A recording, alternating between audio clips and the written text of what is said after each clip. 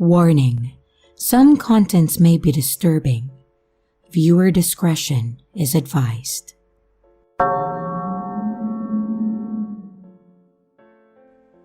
Back in 2019, I, an 18-year-old female, decided to download Tinder a few months after a rough breakup. I was very inexperienced with dating and pretty shy, so it seemed unlikely that I would meet a potential partner in person. Anyway, after a few matches that led to nothing, I came across the profile of someone that I found very attractive. He was 21 years old and male. We matched, exchanged Snapchats, and continued to set up a date. Our first date was relatively normal and enjoyable. We saw a movie, and by the end of it, I felt like we hit it off. However, our relationship was extremely short-lived. Not long after I had agreed to be his girlfriend, after about a month of going out, he began to behave very erratically and would sometimes fall completely silent in the middle of a conversation, ignoring me when I tried to ask him what was wrong. He became hot-tempered, slamming doors and speeding on the road when he got mad, and I started to feel really uncomfortable about our relationship. This went on for about a few weeks until one night, when we were on our way to have dinner downtown. He fell silent mid-conversation. I became extremely anxious as he pulled into a nearby parking garage, wondering what I had done to upset him. And as we parked, I decided to ask him what was wrong. He did not answer, and when I asked him again, he shouted at me to shut the hell up. I was completely frozen for a moment, but I finally got up the courage to tell him that we were done, gather my belongings from the car, and I walked over to the nearest coffee shop to call an Uber. It was fairly late that night, so I walked as fast as I could, hoping that he wouldn't follow me. When I made it to the shop, I noticed that I had several missed calls from him. And when I made it home that night, I blocked him on all social media and decided to never contact him again. I am fairly familiar with the dynamic of toxic relationships, and I knew that if he could talk to me that way, completely unprompted, it was likely that he was capable of much, much more. About a week goes by as I start to settle my emotions a bit. I decided to confide in a friend who had never met a guy about what happened, feeling completely embarrassed. And a few nights later, I received a text from the same friend.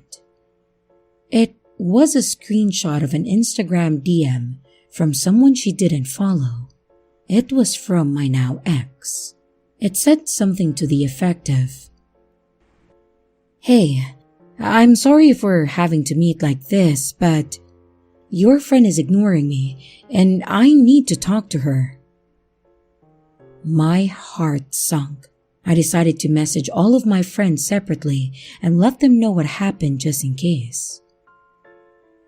And later that week, I start receiving several DMs from various accounts, all without profile pictures or posts. And eventually I gave in and I responded to one, asserting that the relationship was over and that I didn't want to hear from him ever again. I blocked the accounts immediately afterwards. As time went on without hearing a word in weeks, I figured that I had reached the end of the situation. Until one morning while I walked to my car, I noticed something dangling around the handle of my car door. It was a necklace I gave him. He had only picked me up once from my house before. The thought of him driving to my house earlier that night freaked me out. I was shaken up for a while.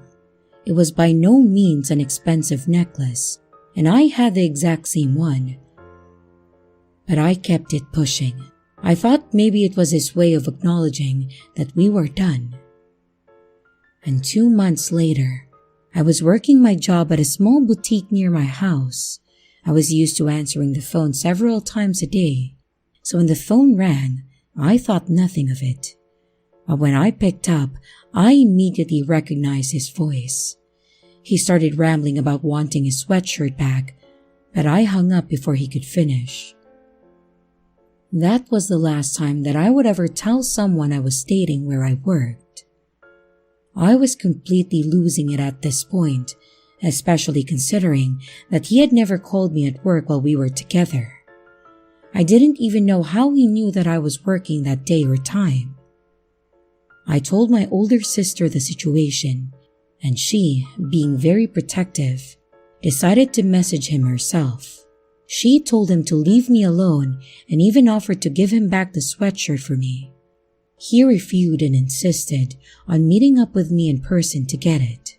And when it became clear that he didn't actually want the sweatshirt back, she threatened him with a PPO, to which he never responded. And that was the last time that I had heard from him.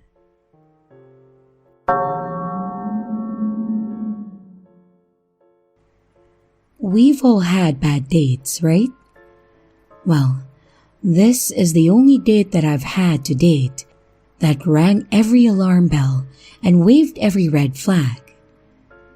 I'll preface this by saying that I don't go on many dates, but when I do, I make sure that I follow safety protocol by only meeting my date in public places, let either my family or friends know where I'm going, and park in a populated place close by to wherever we meet. Anyway, this date initially suggested that we meet at his house to watch a movie and have a few drinks, and I said no, that I don't feel comfortable with that and I only want to meet in public.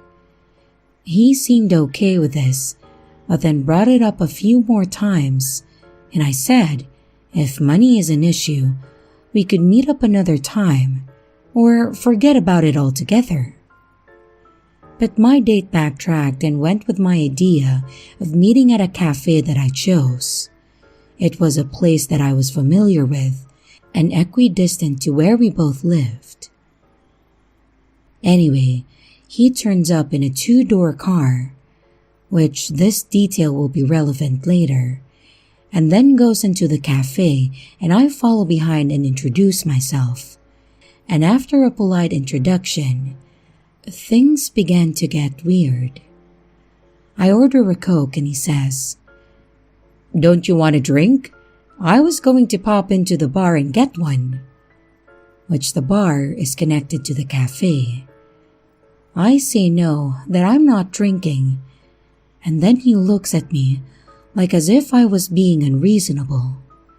I already explained in messages that I don't drink as I'm on medication, so having to re-explain it again pissed me off. He seems disappointed and goes to order a cider from the bar while I get a table. Anyway, we sit down with our drinks and my date immediately goes on about going back to his place again, even though the original plan was to stay here and order food, and I already stated that that was not happening. He says something along the lines of having a few drinks and eating at his place, and I said we don't have to eat, we can just have our drinks and leave. He gets defensive and says he has the money, but prefers it if we go back to his.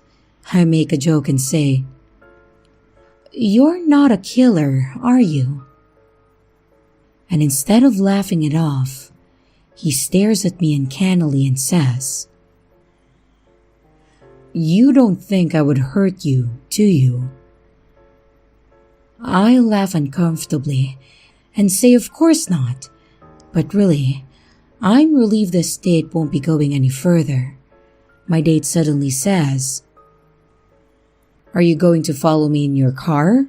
Because that wouldn't make sense. How about we go in my car, but I've got packages in front, so you'll have to squeeze in the back and I'll drop you back off to your car after." In reality, that made less sense than me following in his car and driving home from his house. The fact that it was completely illogical made it even more creepy in my mind. Every alarm bell was going off at this point, and I said, "Look, I don't want to go to yours, and your insistence is giving me the creeps." My date looked shocked, mumbles something about needing the toilet, and excuses himself from the table. And a few moments later, I see him through the cafe window getting into his car and then driving off. Massive bullet dodged in my opinion. Also, the fact that his car didn't have back doors made it even more sinister, because imagine if something happened in the car and I couldn't escape.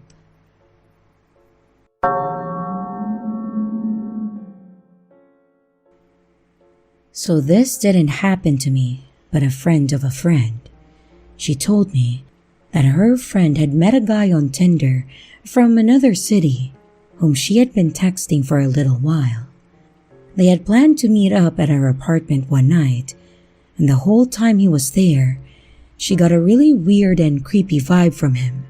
He would make morbid jokes and tease or flirt with her in a super creepy way, like telling her that he loved her tits, but they would be much bigger, and therefore hotter if she was 200 pounds heavier.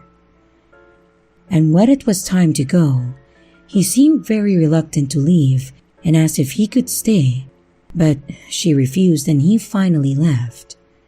Half an hour later, however, he was back at her front door asking if he could spend the night at her place because he had missed his train, and she reluctantly agreed to let him sleep on the couch for that night. But when she went to bed, she made sure to lock her bedroom door. At some point in the night, she heard strange sounds and him creeping through her apartment. A few moments later, he was knocking on her door saying that he needed help with something, but her gut feeling told her not to open the door, so she stayed put. When morning came, she cautiously left her room and looked through her apartment. He was gone apparently, but she discovered that her bathroom was entirely covered in foil. Always make sure to trust your gut and meet your Tinder dates in a public place. If it's a first time, guys, you can't really gauge what a person is like just from texting them.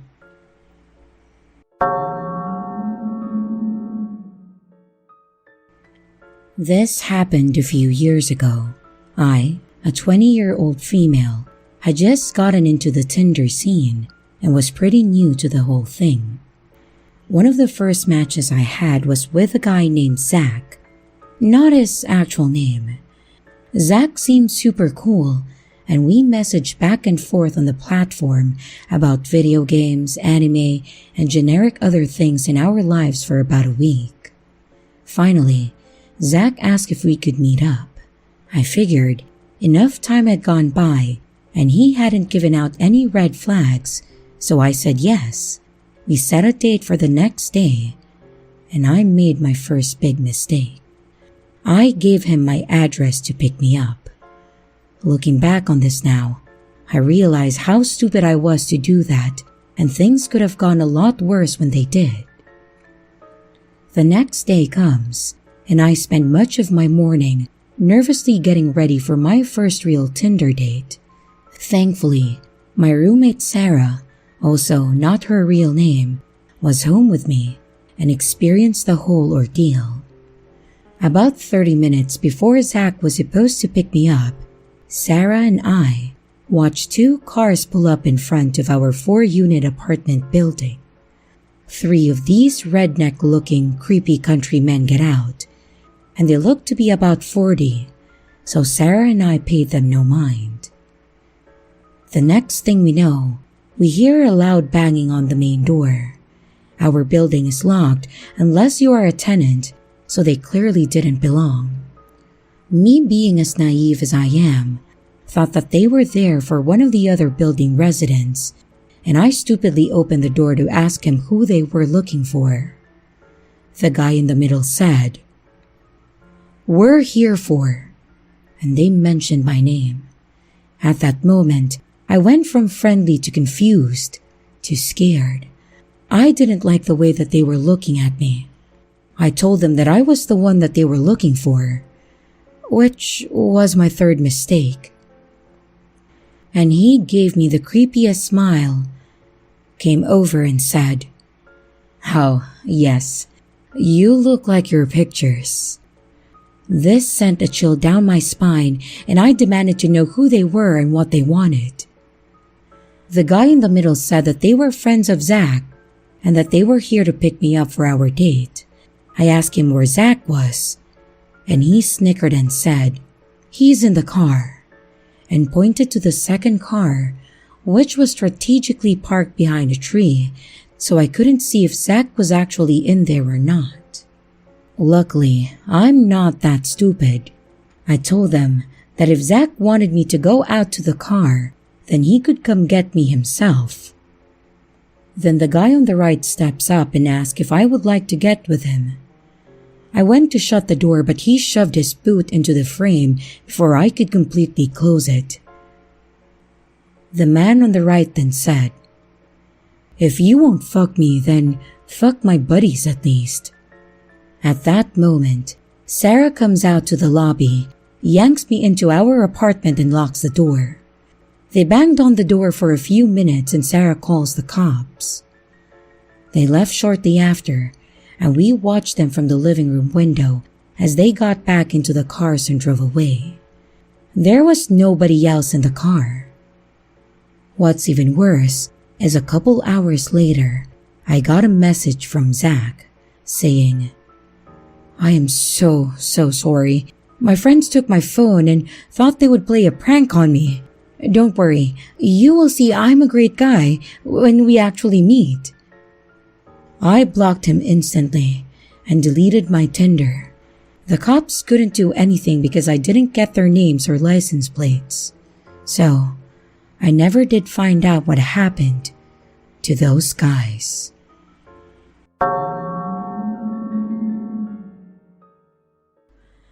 I just need to type this story out because it's still so unbelievably surreal to me that I can't even believe it's real. I'm not sure if this is the right sub to be posting this, but hopefully it applies. And apologies in advance because this will probably get long. So last fall, I started using dating apps seriously because I really wanted to branch out and meet new guys. I moved back home after I graduated college in May, which was still the pretty early stages of COVID, so I was lonely. I've only ever used Tinder, so my friend told me that I should try Bumble, and at first, it was fun. I matched with a few guys and there were nice ones, but the convos kinda died after a while, and I didn't really form a real connection with anyone on there. One of the guys I matched with asked for my Snapchat, which I gave to him so we could talk on there, and we also followed each other on Instagram. That kind of stuff is harmless to me, and I really don't think much of it. Our convos didn't last long, and we stopped talking after just a few days. He was a little strange, and I was turned off by it. And fast forward a couple of months, and I get a message from him on Instagram. He told me that he had unfollowed me because of my support of Joe Biden in the election, and then proceeded to spam me with probably over 40 messages trying to convince me to change my views and vote for Trump. I'm a very liberal person, and if I would have known he was like this, I would have never spoken to him. He kept telling me people have blocked him for doing this before and to please just understand where he's coming from. His last few messages were memes to ease the tension of the one-sided convo. He and I never talked long enough for him to feel comfortable messaging me like this. I didn't respond. I didn't even block him. I opened the messages so he could see that I saw them, and then I unfollowed him. The next morning, I got notifications telling me, "This message has been unsent by the sender." For every single message. Of course, I screen recorded it and sent it to my friend to tell her what happened because it was creepy and bizarre. It was over after that though, and the topic of this guy didn't come up again, so I moved on. A few weeks ago, I was scrolling through Facebook and I saw a post from a local news station that was shared from the town this guy was from in my state that's about an hour away from me. It was a news article about a guy who shot and killed an 87-year-old woman who lived in his apartment complex with a semi-automatic rifle. He was trying to get other residents out of their apartments until he was shot and killed as well by a resident in order to protect the others who lived there. And as I was reading about this, the guy's name and face seemed so familiar, and then it clicked. It was the same guy. I went back to the screen recording of the messages that I took months ago, and they confirmed it was him. I'm not sure how to describe what my response was, but I got really sweaty and my heart was racing when I made the realization.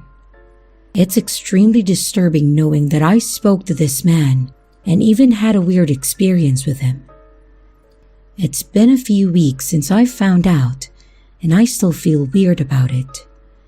I was just reading about it again today since more details have been reported since the initial shooting. Sometimes, I think about the what-ifs. Like, what if I had responded to his messages the way I wanted to and called him a creep and weirdo and pissed him off to the point of violence and he tried to harm me? God, I hope the woman that he unfairly murdered is resting in eternal peace. Thank you for listening if you made it this far, and be wary of people on dating apps.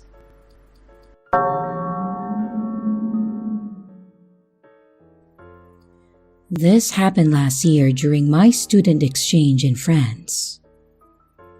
This was probably only 2 weeks before COVID imploded and I had to head back to my home country. That night, there was a language exchange at a bar maybe 30 minutes away from me on the subway. My roommate didn't seem interested in going, so I decided to make this my first night out alone as I had already talked to the organizers of the event, and they seemed nice. Plus, the subway in Paris on Fridays closes at around 1:30 a.m., so I knew I had time to go, meet people, and go home relatively safely. I got there maybe half an hour late, got my little flag stickers that indicated the languages I spoke, and I headed into the crowd to try to talk to people. Everything was pleasant. I made friends with a group of guys, and we made good small talk for a solid hour. After a while, the group decided to split and try to find others to actually exchange languages with, since we were all speaking English at this point. I headed over to the bar to get myself a drink, where a group of what I can only describe as chavs, but French, started annoying me about the flag on my shirt. A Chilean flag. They threw everything out there. Is it in Africa? Oh, is it in Colombia? At first, I didn't mind correcting them, but it got old pretty quick after I realized that they were just messing around. I left them to it and started talking to an older man by the bar who seemed nice enough, and after talking to him for about 30 minutes he heads off. And that's when the creepy encounter started. A random guy, mid-20s, early 30s, shows up next to me on the bar and starts making conversation by saying, "Oh, I knew immediately where your flag was from." I just smiled at him, then he started the, "Oh, you're very beautiful." That kind of talk. Look, as a 21-year-old woman, This isn't my first time in this situation. Usually if men aren't being overtly creepy, I'll just smile. Maybe give a conversation and try, and if they keep pushing, I just go. I said thanks and I kept nursing my drink, hoping that he caught the sign that I wasn't trying to talk. He kept asking me about where I was from, why I was here, where I was staying, to which I gave very vague short answers. And out of nowhere, and I really mean out of absolutely nowhere, he says something along the lines of, "I'm in love with you." Dude, what? I've directed maybe 20 words in total to this man, and I'm getting a full love confession? I let out a laugh that was half nerves and half "are you kidding me?" At this point, he's forcing eye contact, and I mean really intense eye contact. I tried everything. I'm not interested, I'm in a relationship, and I even headed towards my last resort, which is saying that I'm a lesbian, which is true, but he would not budge. He said, "Oh, I respect that. Yes, it's not your fault." And he meant that it's not my fault that I'm a lesbian. And he kept going with what I would consider to be the creepiest part. "I want to do romantic things with you." Excuse me? You what? This set me off on the negative gut feeling. It's one of those phrases that is just off enough that your brain goes, "Huh?" Not a dinner, not a date, not something, just romantic things. Well, I wasn't about to find out what that meant, and I put on my full bitch face going, "Look, I know you maybe are just trying to be nice, but I'm not interested, and I'm in a committed relationship to a woman." I got up, and he tried to touch my arm, to which I immediately flinched and shot daggers at him. "I just think you're beautiful. I want to marry you someday. Maybe have kids. You have beautiful eyes." Thankfully, the bar had cleared out some, and I was able to cross the floor and grab my parka. He kept saying things behind me, saying, "I just want to try romantic things." I grabbed a random non-creepy man that I had talked to that night who was just leaving, and I said, "Are you walking to the subway?" And I went with him. My recently professed suitor followed us. I remembered him perfectly, wearing a tan waterproof jacket, standing right outside the bar door looking at me. The guy I was walking with was going in the complete opposite direction of the subway line, but I wasn't about to risk going down to my own line alone and waiting. Most train stations have an option to switch directions if you mess up without paying again, so I figured that I'd go down with my bodyguard of sorts, making him stand with me near the direction change, and if I saw the creep coming, I'd book it and pray a car came in time. But it was just my luck that that specific station was undergoing repairs, and it was either get your direction right on the first try or perish. No direction change in sight. So I did what I, in my 2 mojito fight or flight mode, had to do.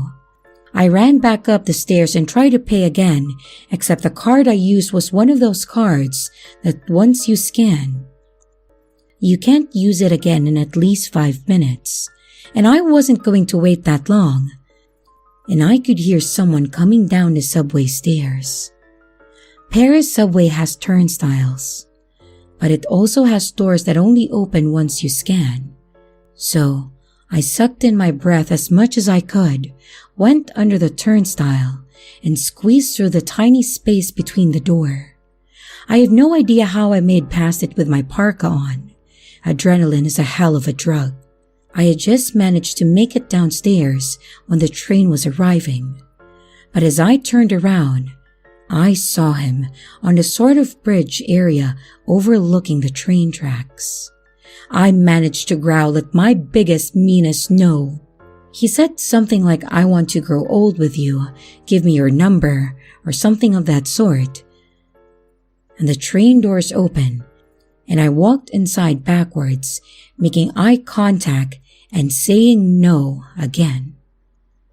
Luckily, that's just about one of the most universal words out there. I'm thankful to the Friday night 1 a.m. Paris subway crowd. They all seemed confused, but they had the right spirit, and a couple of girls waved me over so I could stand with them until the door closed. And they went with me until I had to change lines. Let me tell you, I felt safer on the 2-minute walk from the subway to my apartment than near that guy.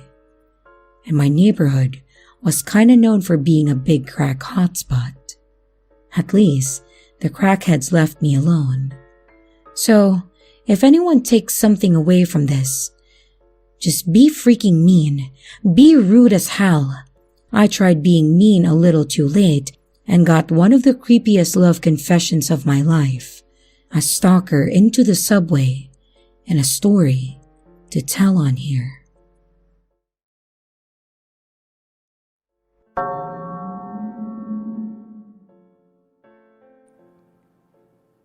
This is a story of someone I knew and had cut ties with because he was a freaking psycho. The first half will be to add context as to why I cut him off, and the second half is what makes it a let's not meet. I don't know if he uses Reddit, so I'll omit ages and locations. It started about 4 years ago when I was living in a friend's house while attending a nearby university. It was myself, my friend, his sister, and their parents.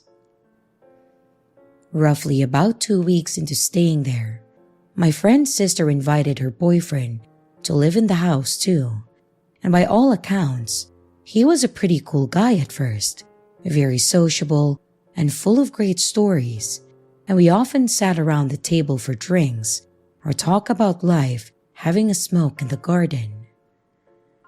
Within the first month, however, as he started to get comfortable, cracks started to show in his veneer. He would rant about government conspiracies, how he was always the wrong party. He was also big into Sigma male bullshit and martial arts. And Christ, did he have a temper. He had this big dog that he always kept in a cage that was extremely violent when he wasn't around. The dog attacked his girlfriend and had to be put down. That's when the guilt trips towards her began and the ranting became incessant. About 2 months later, he had the bright idea to live in a shipping container, mainly because the parents wanted him out, and he dragged his girlfriend along for the ride. I'm not talking about one of those cheap little restoration jobs. This was a rented container in a storage yard among the outskirts of town where we were living in. He would intimidate and threaten the staff there constantly until they called the police. This, of course, was another conspiracy. He became increasingly abusive to his girlfriend to the point where the family got involved to get her out of there. I stuck close to them, having to pretend to be on his side until we could safely get her out of there. They broke up, which he blamed me for, claiming that I was poisoning her against him to make her mine. She has a new partner now, and they are extremely happy. We all blocked the psycho ex on everything possible, but he continued to harass them until eventually he disappeared, or so we thought. Fast forward to last year, I started to receive messages over social media from several different accounts, blocking each one in turn when I discovered who it was. Some were friendly and some were hostile. One of these profiles, however, was pretending to be someone that I knew from university. We talked about life and how things were going, and eventually I was invited to a house party, claiming that it was a free house and plenty of people were coming. I booked the time off work I made my travel plans, and I kept talking to this friend coming up to the date of the party. I mentioned it to my friend's sister, and she was interested in going herself, until I mentioned the address, and she panicked. The address in question was a property belonging to the crazy ex's father that was scheduled for sale. I waited until the day of the party, and I called the police to check on the property, claiming a suspected break-in. And they found 5 people there, including the ex. And parked out the front was a butcher's van equipped for food storage and a collection of knives, hammers, and rope. I'm extremely glad that I didn't go.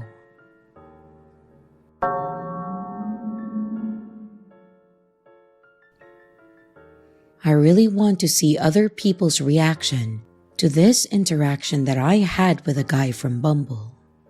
I, a 30-year-old female, matched with this 41-year-old guy, and we started talking via text and phone for about 2 weeks before meeting. We got along really well based on the texting and the phone calls we had. So finally, we went on an in-person date.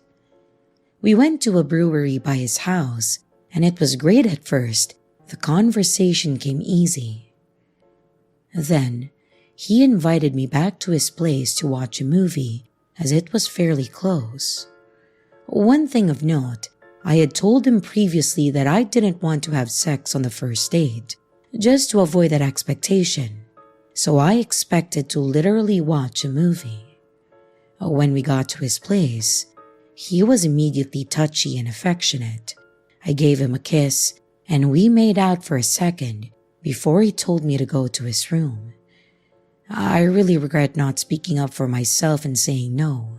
It was just an awkward situation for me, so I just went along with it. But then, this is when it gets super weird. During the sex, he was so cringe, saying things like, "Yeah, who's my princess?" And, "Whose pussy is this?" Like, "Not yours, dude, I don't know you." He then was saying that it was so good that he wasn't going to let me leave. Then he said it multiple times. He then proceeded to say that he was going to keep my underwear. I said no, and he insisted he was, and there was nothing that I could do about it. I literally just wanted to leave. I felt so weird and unsafe and just overall gross. I told him that I was taking my underwear back, and I did.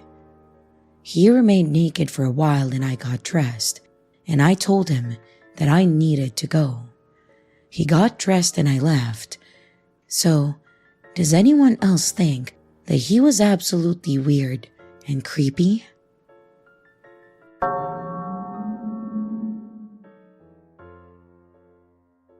So, a bit of backstory. I'm 18, female, from the UK. This happened in February 2019. I was 16 at the time. I got set up on a semi-blind date. We had seen photos of each other by a mutual friend. And this guy, we will call Cameron, he was 19. Cameron seemed like your average guy. Maybe a little into video games and anime and stuff, but overall nothing my friend told me about him seemed off in any way. Our mutual friend gave us each other's numbers and we texted for a night and decided to meet in a Starbucks the next day, since we were both free. I never like to meet new people this soon, but I figured since Cameron knew my friend, it couldn't possibly go wrong. How mistaken I was. I arrived slightly early, ordered my coffee since I never like guys to feel like they have to buy for me, and parked up on a seat, facing away from the door and pulled out my book. I'm maybe there for 15 minutes, chilling out, and I get a text message saying he's here. So I'm like, great, I'm at X table. I feel a presence over my shoulder, and I turn my head slightly in acknowledgement. He must be here. Before I even get the chance to squeak out a hello, his lips latch onto my neck, and he starts sucking on my neck. Now, I don't like people touching my neck at the best of times. I'm very ticklish, and I get super uncomfortable by people even touching my neck. The few times I've had massages or hair treatments, I've been holding in my discomfort, and he's latched onto my neck like a leech. And this man smells horrendous, kind of like dust personified. I freak out and elbow his chest to get him the hell off me. He lets go and looks at me with this weird expression on his face and laughs in deadpan. It's really, really creepy, and I start to become alarmed. I ask him what the hell that was, and he just says, I thought it was cute. Cute? In what world? I try to have a conversation. I'm like, okay, first impressions don't mean anything. Let's try and give him a chance. But he's just creepily staring at my chest. He says, Wow, I didn't know Asians could have boobs like those. Better not let you go. Direct quote, I cannot make this shit up. I'm distinctly uncomfortable, but I don't want to just run away. He's giving me really weird vibes. So I go into the ladies' bathroom and wait for someone else to come in. I ask her to help me get out undetected. I don't want this man following me home or some shit. She of course agrees, and she lends me her hat and scarf. It's in February in the UK after all. And we come out of the bathroom together, and she manages to help sneak out of the back door of the Starbucks without him noticing me. He asked my friend where I went, but I told my friend to never mention me again. I was too terrified. I know I probably didn't behave well. I should have just told him I was leaving. But I was honestly just scared. Dear guy who decided it was appropriate to suck my neck before we had even said hello. Let's not meet again.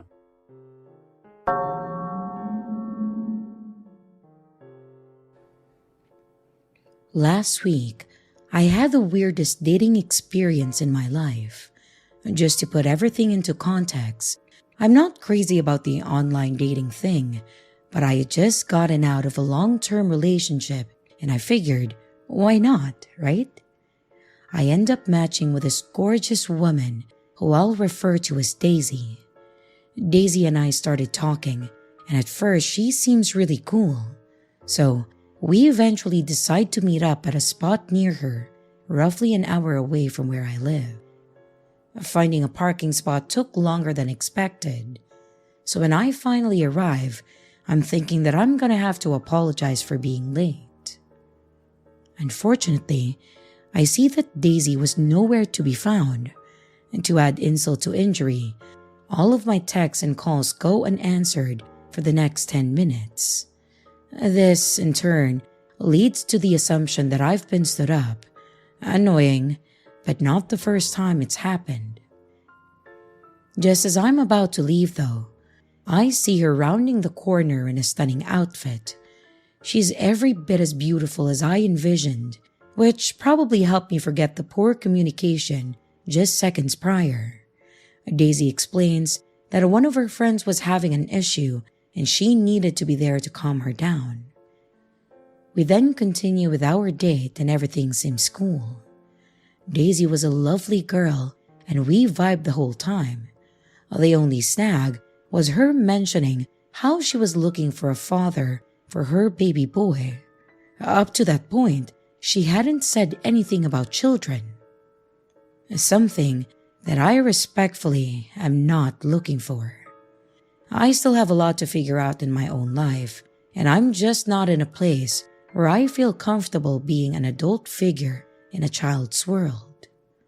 I informed her that I wasn't the best person to be around children, and she just kinda laughed it off.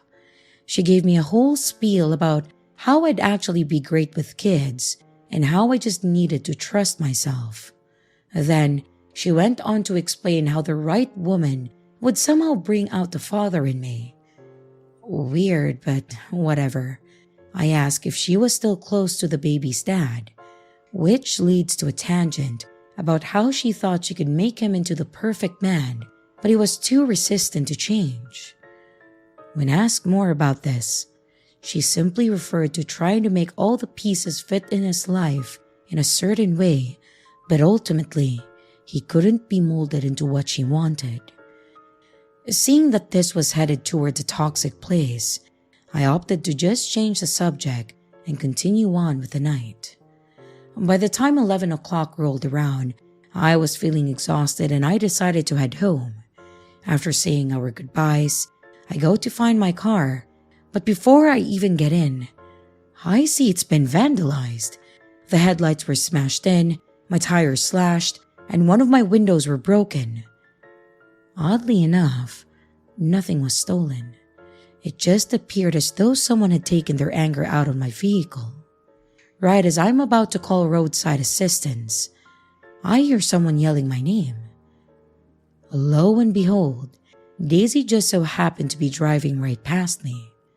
Unprompted, she decides to pull into the parking lot and she immediately notices the damage. After inspecting my car for a few moments, she suggested that we go back to her place to hang out for a bit and then she can take me back after. At first, I was really reluctant, but after looking at Uber and Lyft prices and hearing a convincing argument from Daisy about how bad Uber is in the area, I agreed with her. I got everything squared away with having my car towed, and we headed off to her apartment. When we arrived, the first thing I noticed was how clean everything was. There wasn't a speck of dust or item out of order. When Daisy turned on the TV, it was already set to Netflix, and a bowl full of snacks was neatly placed on the table. It appeared as though she was expecting company. But what I found the oddest was that there was no babysitter. What good parent leaves a baby completely unattended for hours at a time? When I asked about this, she simply laughed it off and made a comment about how her son was too good to need someone to watch him and how she didn't trust others in her home. Definitely weird, but I didn't necessarily feel comfortable lecturing her about how to raise her kid. Before picking a movie, she asked if I wanted to meet her son. Internally, the answer was, absolutely not. But she was my free ride, so I opted for the most awkward, sure, that I had ever given. She disappeared into another room with a giddy scream and soon returned with a young boy wrapped in a blanket. She was whispering something to him with a loving smile and invited me to come over and say hello. I did as I was told, and I walked over to greet the baby. I went to peel back the blanket on what should have been the sleep-eyed young boy. But my immediate reaction was to jump back and yip when, to my horror, I was met with the disgusting face of a decrepit porcelain doll. Its single eye rolled back into its skull, and a fat roach seemed to have made a home in its dislocated mouth. The once white skin was stained black, and various cracks ran around its head. For a moment, I genuinely thought that this was some kind of horrible prank. But the look of love and acceptance on Daisy's face was so authentic. She eyed the doll like any mother would their child, and the soft kisses she gave it solidified the fact that it didn't register what she was holding wasn't a human. She gave me a big smile and asked if I thought her boy was beautiful, and I couldn't even form a proper reply. I just fumbled my way into asking if I could use the bathroom. She nodded and casually pointed me to the bathroom in her room. I took the opportunity to half sprint down the hallways toward it. Instinctually, I locked the bathroom door behind me and splashed some water on my face, trying to sober myself up from this nightmare. When the reality of the situation hit, I stood there for minutes, trying to think up a way to excuse myself from whatever the hell was going on. My thoughts, however, was interrupted by what sounded like a soft yet persistent crying noise. Thinking it was Daisy coming to check on me, I unlocked the door and cracked it open slightly, but didn't see anyone in the room. Curious, I cautiously made my way out of the bathroom, trying to keep as silent as possible, and followed the source to a walk-in closet. I was preparing myself for the worst, and I took a deep breath and slowly cracked open the door, where I was greeted by seemingly nothing. The only thing inside seemed to be a CPR dummy torso. Multiple pairs of differently shaped arms and legs were strewn about along with various pairs of unorganized clothing. For a moment, I thought that I was hearing things, or that it was a neighbor coming through thin walls. But suddenly, what I thought was an inanimate torso quickly turned its heads toward me and then let out a loud gasp for air and shouted, "Help me! Oh God! Oh God! Please help me! I'm in so much pain!" The shock and horror at the fact that this horribly disfigured person was alive nearly put me on my ass as I scrambled to slam the closet door shut. But it was too late. The man screaming had alerted Daisy, and I could hear her inquiring about what was happening from the other room. It was now or never. I burst down the hallway, pushed past awaiting Daisy at the door, and made my way outside, sprinting down the dark street until I physically couldn't go any longer. The last thing I heard was Daisy running after me, screaming, "Come back, please! Our baby needs you! We'll die without you!" The sound of her voice slowly died out, and the moment I felt that she was no longer coming after me, I called an Uber and sat in their car in silence the rest of the way home. As soon as I arrived, I called the police and I explained everything that went down that night. The next day, I tried to get a follow-up on what exactly happened, and to my shock, I was told that they found absolutely nothing. Just a young woman who was living alone by herself. No kids, no torso in the closet, nothing.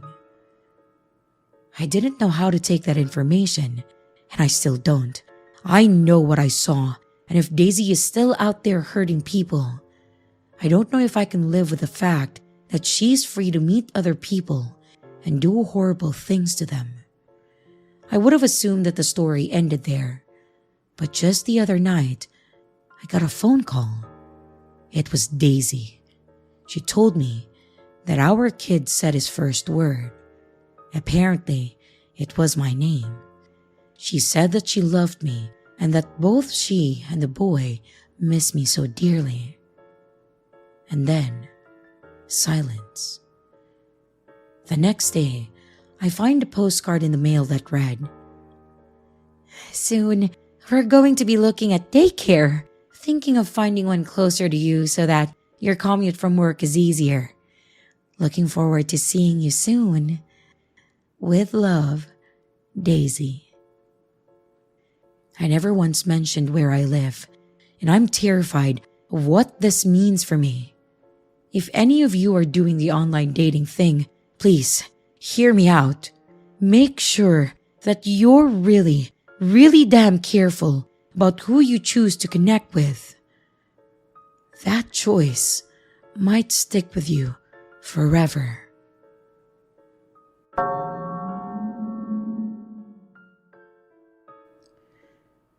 A friend of mine recommended a dating website for me to check out, which isn't too unusual. However, the site he told me about was clearly a joke. It was a site to date monsters, or at least that's how he put it.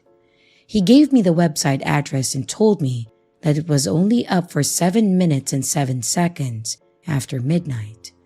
I rolled my eyes at him, and I put the information away in the back of my mind in case I got bored one day. Well, recently, I got very bored and I was unable to sleep, scrolling through my social media just trying to find anything new. I sighed wondering if there was something a bit more interesting that I could do. That website came to mind. I mean, why not, right? If it was real, it was clearly a prank website that could entertain me for a few minutes. I waited for the clock to hit midnight, and I easily found the site. It looked like one from the early 2000s, blocky scrolling bars and a chunky mouse. The front page had a few profiles of the top creatures in demand. From what I could see of the photos, the top sellers looked like people wearing animal ears. This was a really poorly made joke. I hit my screenshot key to show my friends, but nothing happened. I guess some sites put a block on that sort of thing. I really didn't know much about website building to think otherwise. It would take me longer than 7 minutes to fill out the form or to pick out a monster that I wanted to request a date with. So I saw a randomized button on the top of the screen. Hovering over it for a few moments, I clicked it. It then brought me to a page that was simple compared to the rest. Instead of picking out a creature, you could have one sent to you. The site would tell you a day and time, and the creatures of the site would be able to pick if they wanted to go out, so it wasn't truly random on both ends. The human just didn't know what they would get. There was no form, so I just hit the button and I waited. I doubted anything would happen. This was a joke site after all, right? The screen turned black and I started to feel a little bit of fear creep up my spine. I was almost angry at myself for feeling like that. It was just a simple website. I was about to close it when a text and an image came on screen. Alex Hawthorne, Wednesday, 10 p.m., location below. I took a small inhale of a surprised breath when I saw a photo of a park that I knew. Not only did this site somehow pull my name, it also found a photo of a location close by where I live. This was stressful. I felt as if my computer just got a virus. I closed the site and I ran a virus scanner. Just to be safe, I reset my passwords in the important sites, hoping that the fake dating site didn't install something that could spy on what I was doing. Only time would tell if I was tricked out of my life savings or not. It wasn't as if I had a lot, so it wouldn't be a huge loss. I would give my friend an earful the next time that I saw him for telling me about this damn site. As the days passed, I started to think about it. Surely it wasn't real, right? They weren't going to send someone all dressed up wearing a mask, trying to pass themselves off as a creature for whatever desperate soul signed up for the date, right?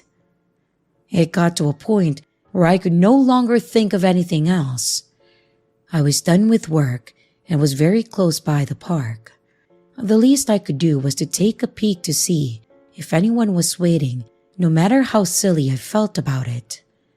This might be a setup to rob me, but I still started down the park pathway, my phone in hand, ready to call for help if needed.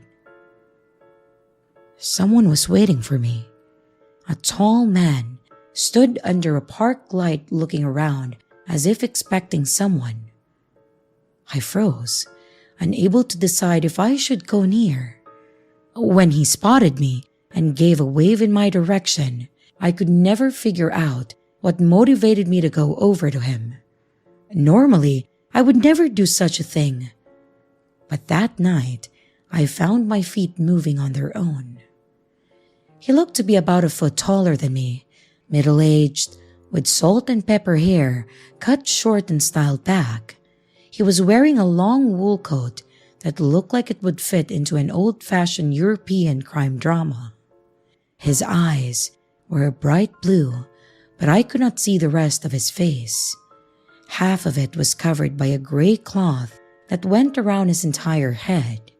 It was tied to a gold chain and looked like a dancer's veil. He looked like he was smiling at me, but with the cloth covering his face, it was hard to tell. "You're Alex, right? Here, we're told that this makes a good impression." When I stopped a few steps from him, he took out a rose from his coat pocket and held it out for me. I didn't move to take it. This whole thing was weird. He looked human and not at all what I expected. "This is a joke, right?" I asked slowly, not feeling right about the whole thing. "It's up to you to decide what you believe. If you want to think this is some sort of scam, you're free to walk away. However, the website will keep sending you monsters until you finish a date with one," he explained, rose still towards me. "I don't remember agreeing to that," I said. "It's in the fine print," he answered. I stared him down, trying to figure out what to do. He was a stranger after all, and I still didn't believe in the whole monster dating website thing. But I had nothing better to do that night, and he was acting friendly enough, so I took the rose from him, and his eyes turned up in a smile. "How did you know my name?" I asked, still feeling weird about the whole thing. "It's easy to find out, really. You must be uncomfortable not knowing mine if I know yours. I go by Poppy." I raised an eyebrow. That was not a name I would expect from him. Then again, none of this was really going as expected. "So, you're not human, right? Got anything special under those cloth of yours?" His eyes looked like they were smiling again, but this time I got a chill from it. He took the edge of the cloth and lifted a fraction. I couldn't see what was hidden under it, and my brain screamed at me that I didn't want to find out. It was such a strange reaction, and I needed to take a step back. "It seems as if you do not wish to know. No matter, come along. I shall buy you food. It's a step of completing the date, so you can go back home sooner." I was still freaked out, but I followed behind him. I was led to a well-lit main street with stores still open. If he wanted me to go to a dark street, I would have left. And turning to face me, Poppy handed me some money. "Regrettably, I can't go inside. You shall need to buy your dinner. I do not need anything, so feel free to choose whatever you like." There was a few fast food places on the street and within walking distance. He gave me more than enough for one meal, and I again wondered what I got myself into. I could have just walked away with the money, but I was starting to feel a bit curious over what the date with the monster would be. I picked the first place and I got a meal to go. Poppy waited outside for me and gave me another friendly wave when I came out, as if I didn't know where I left him. Damn it, this guy was a little endearing. I almost wanted to believe in the whole monster thing. "Would you like to eat in the park?" he offered. The park entrance had a few tables for people, and it was right across the street from a police station. Overall, a very safe spot to sit and eat with a stranger even if it was at night. I agreed, and I followed him again. We picked out a table that looked clean enough, and I wasn't too hungry, so I picked away at my fries from the bag. "So, if you don't eat fast food, what do you eat? People? Puppies?" I asked, looking over at him. He sat across from me and thought about my question for a moment. "I eat people's worries," he said finally. I paused, well aware I was giving him a look, and here I was trying to believe him, and he came out with this weirdness. "Okay, I'll bite. How does that work?" To put it better, I eat the causes of people's worries. It's like a monkey's paw thing. He raised a hand that was covered in a white glove to emphasize his point. Let's say you're worried about a job interview coming up. I eat those worries and there, no more job interview. Another example is if you're worried about your daughter's grades. You can see where I'm going with that. I ate a few more fries and I closed the bag. I did see where he was going. Can't be worried about a daughter if you don't have one, right? I should have left after that, but I felt as if I was having deja vu, as if I've heard this before. But that was impossible because I've never seen Poppy before that night.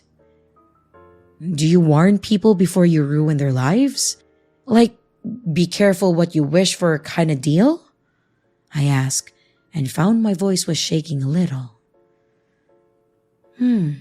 Not often.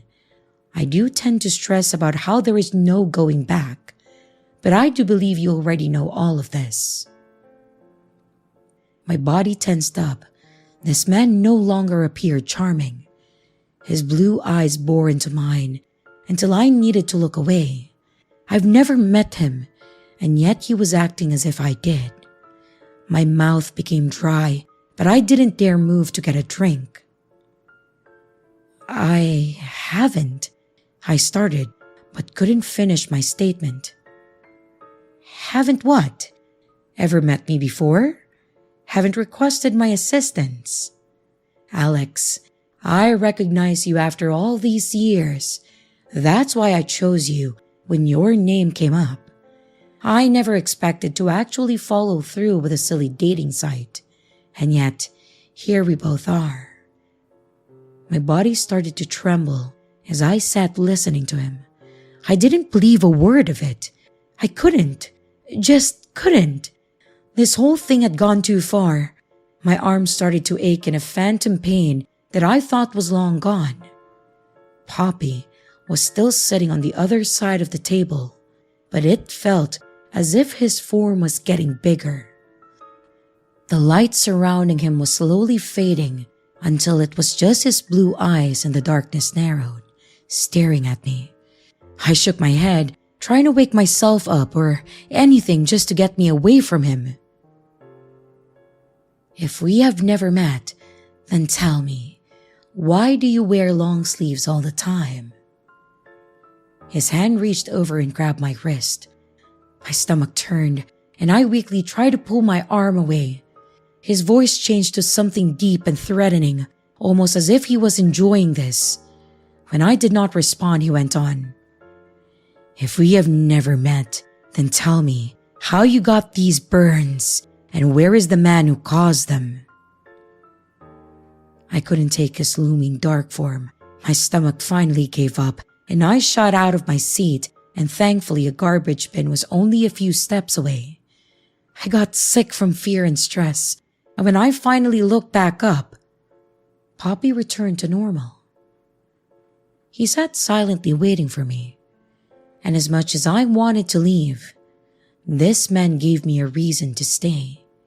He was dragging up memories that I worked so hard to forget. What happened before? How did we meet? My voice was hoarse and I sounded terrible. He waited until I sat down and took small sips of my drink. We met when you were a child. You asked me to deal with your father. The burns are from him, I believe. I nodded as the memories came back but very hazy. I haven't thought of my father in years, but I remembered how he was always drunk, and on his mean days, he used my arms as an ashtray. I couldn't even remember his face. However, he did worse things to your little sister. Poppy's tone was low, as if he was disgusted by what he just dragged back to the surface. My stomach nearly lost a few sips of soda I had when that horrible truth came back. What that man did was evil, beyond evil. I could never remember if he did the same things to me. I only knew the horrible things that he had done to my sister, who was 5 years younger than me. I clutched at my shirt, feeling as if I was going to explode in anger. My sister never mentioned this, and I prayed that she forgotten it all just like I had. Why did you show up again? Why did you need to remind me? I asked through tears, thinking Poppy was very cruel in that moment. He was a monster after all. I am aware of how you must feel, but this may be better hearing it all from me now than what is going to happen shortly. I have a vague sight when it comes to worries of the future. Back then, you were a child who still had some care for a father that was so monstrous. I could not burden you with his death. He has been in prison all this time. Your sister's memories shall never return because I devoured them. You requested some of yours to be saved in case he ever returned. My head shot up and I felt dizzy. How could he get out of jail? And if he did, what would he do to us? Would he leave us alone and go after some other children? I knew deep down that he would never stop. There was nothing good in him, and I wished Poppy talked my child self into ending it back then. Is he? I asked, unable to really speak. Yes, either by escaping or by the legal system. He is going to be out of prison in the next month or so. I placed my head into my hands, unable to handle all the information that I was just given. It all felt too much of a coincidence of checking out the website and Poppy remembering my name. I suppose stranger things happened. I didn't remember Poppy in my past. Only faint memories of the same conversation about the monkey paw. When I finally raised my head, Poppy was looking at me, his eyes crinkled in a smile. Does your father being out of prison worry you? His calm tone chilled my blood. Without any hesitation, he offered me help only he could give. After what my sister went through, I didn't dwell on my answer, and I knew it the moment he asked. Yes, it worries me a lot. I felt the weight come off my shoulders when he nodded, accepting my answer. He let me calm down and stood signaling that the so-called date was finished. I just wanted to get home as soon as possible. I gathered up the bag of food and the rose, but didn't leave yet. Unfortunately, the ones who made the website thinks that a date is finished if you both kiss. Poppy announced and I looked at him dumbfounded. Now, you're just messing with me. He shook his head, cloth fluttering, and crossed over his heart. I did not want to kiss, well, whatever was under his cloth. But he did mention that the website would keep sending monsters until one date was done. If I didn't go through with this, who knew what else would show up the next time? It shall only be on the forehead, do not worry. All right, that was a bit better. At least something that I could agree to. No matter how embarrassing it was, I got myself ready to get this over with and closed my eyes. Poppy only took a second to place what felt like a normal kiss on my forehead and then backed away a few steps. Somewhere in the back of my mind, another memory was trying to worm its way through my thoughts. I thought when I was younger, I'd asked to see what was under his cloth and he showed me. I couldn't remember what he looked like, but I felt it was frightening, but in a way that heights could be frightening or venomous animals. I almost asked him if I could see it again, but I decided against it. There you are. I shall take care of your problem, and no need to ever see me again. We could meet again if you want. He looked down at me. His eyes narrowed, but in a kinder way than before. I would like that, maybe someday. And without giving me any way of contacting him again, he gave me a wave and left. I stayed in the park watching where he went before turning around to head back home. The rose I dried is the only proof of my first and only blind date. A month later, my mother called me. It was something serious judging by her tone. My father tried to escape prison that day. He was shot, and she wanted to tell me, feeling that it would be better for the news to come from her and not from some other source. It told her how I felt about him for the first time, and we spoke for a while, something I never thought that I would be able to do.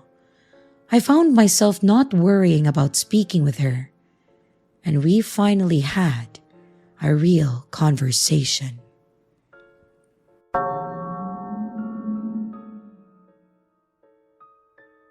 This happened in 2011. I'd just gotten out of a rough relationship a few months prior to this happening. My friends encouraged me to try dating again, so I caved and made a profile on the website, Plenty of Fish. I was surprised with how many messages I'd received within the first few hours. Most were just people saying hi or asking to hook up. I wasn't looking for a hookup, so I ignored those messages. After about a week, a guy, roughly an hour away from me, messaged me. He was cute, so I messaged him back. The conversation was pretty casual at first. He asked if I'd like to go for a coffee sometime. Not thinking anything of it, I said sure. This is where it started to get weird. He started to get pushy and ask when we could grab a coffee. I told him I didn't have my own car, so I'd have to borrow my mum's car to meet up with him. He offered to come pick me up, but I wasn't comfortable with the idea.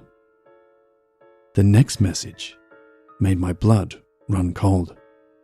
It read, I'm sure your hometown isn't that big.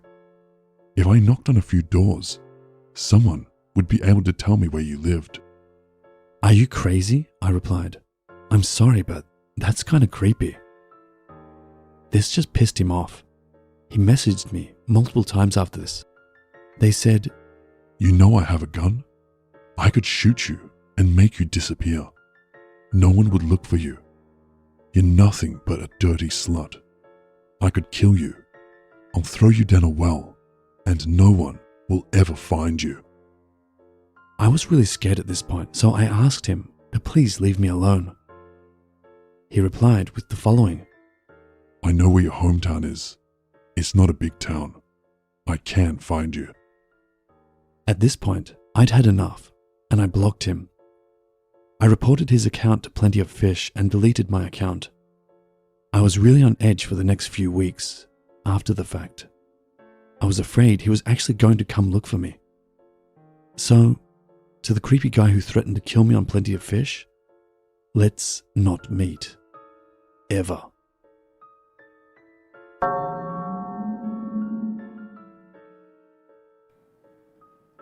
Come on, bro, just download it.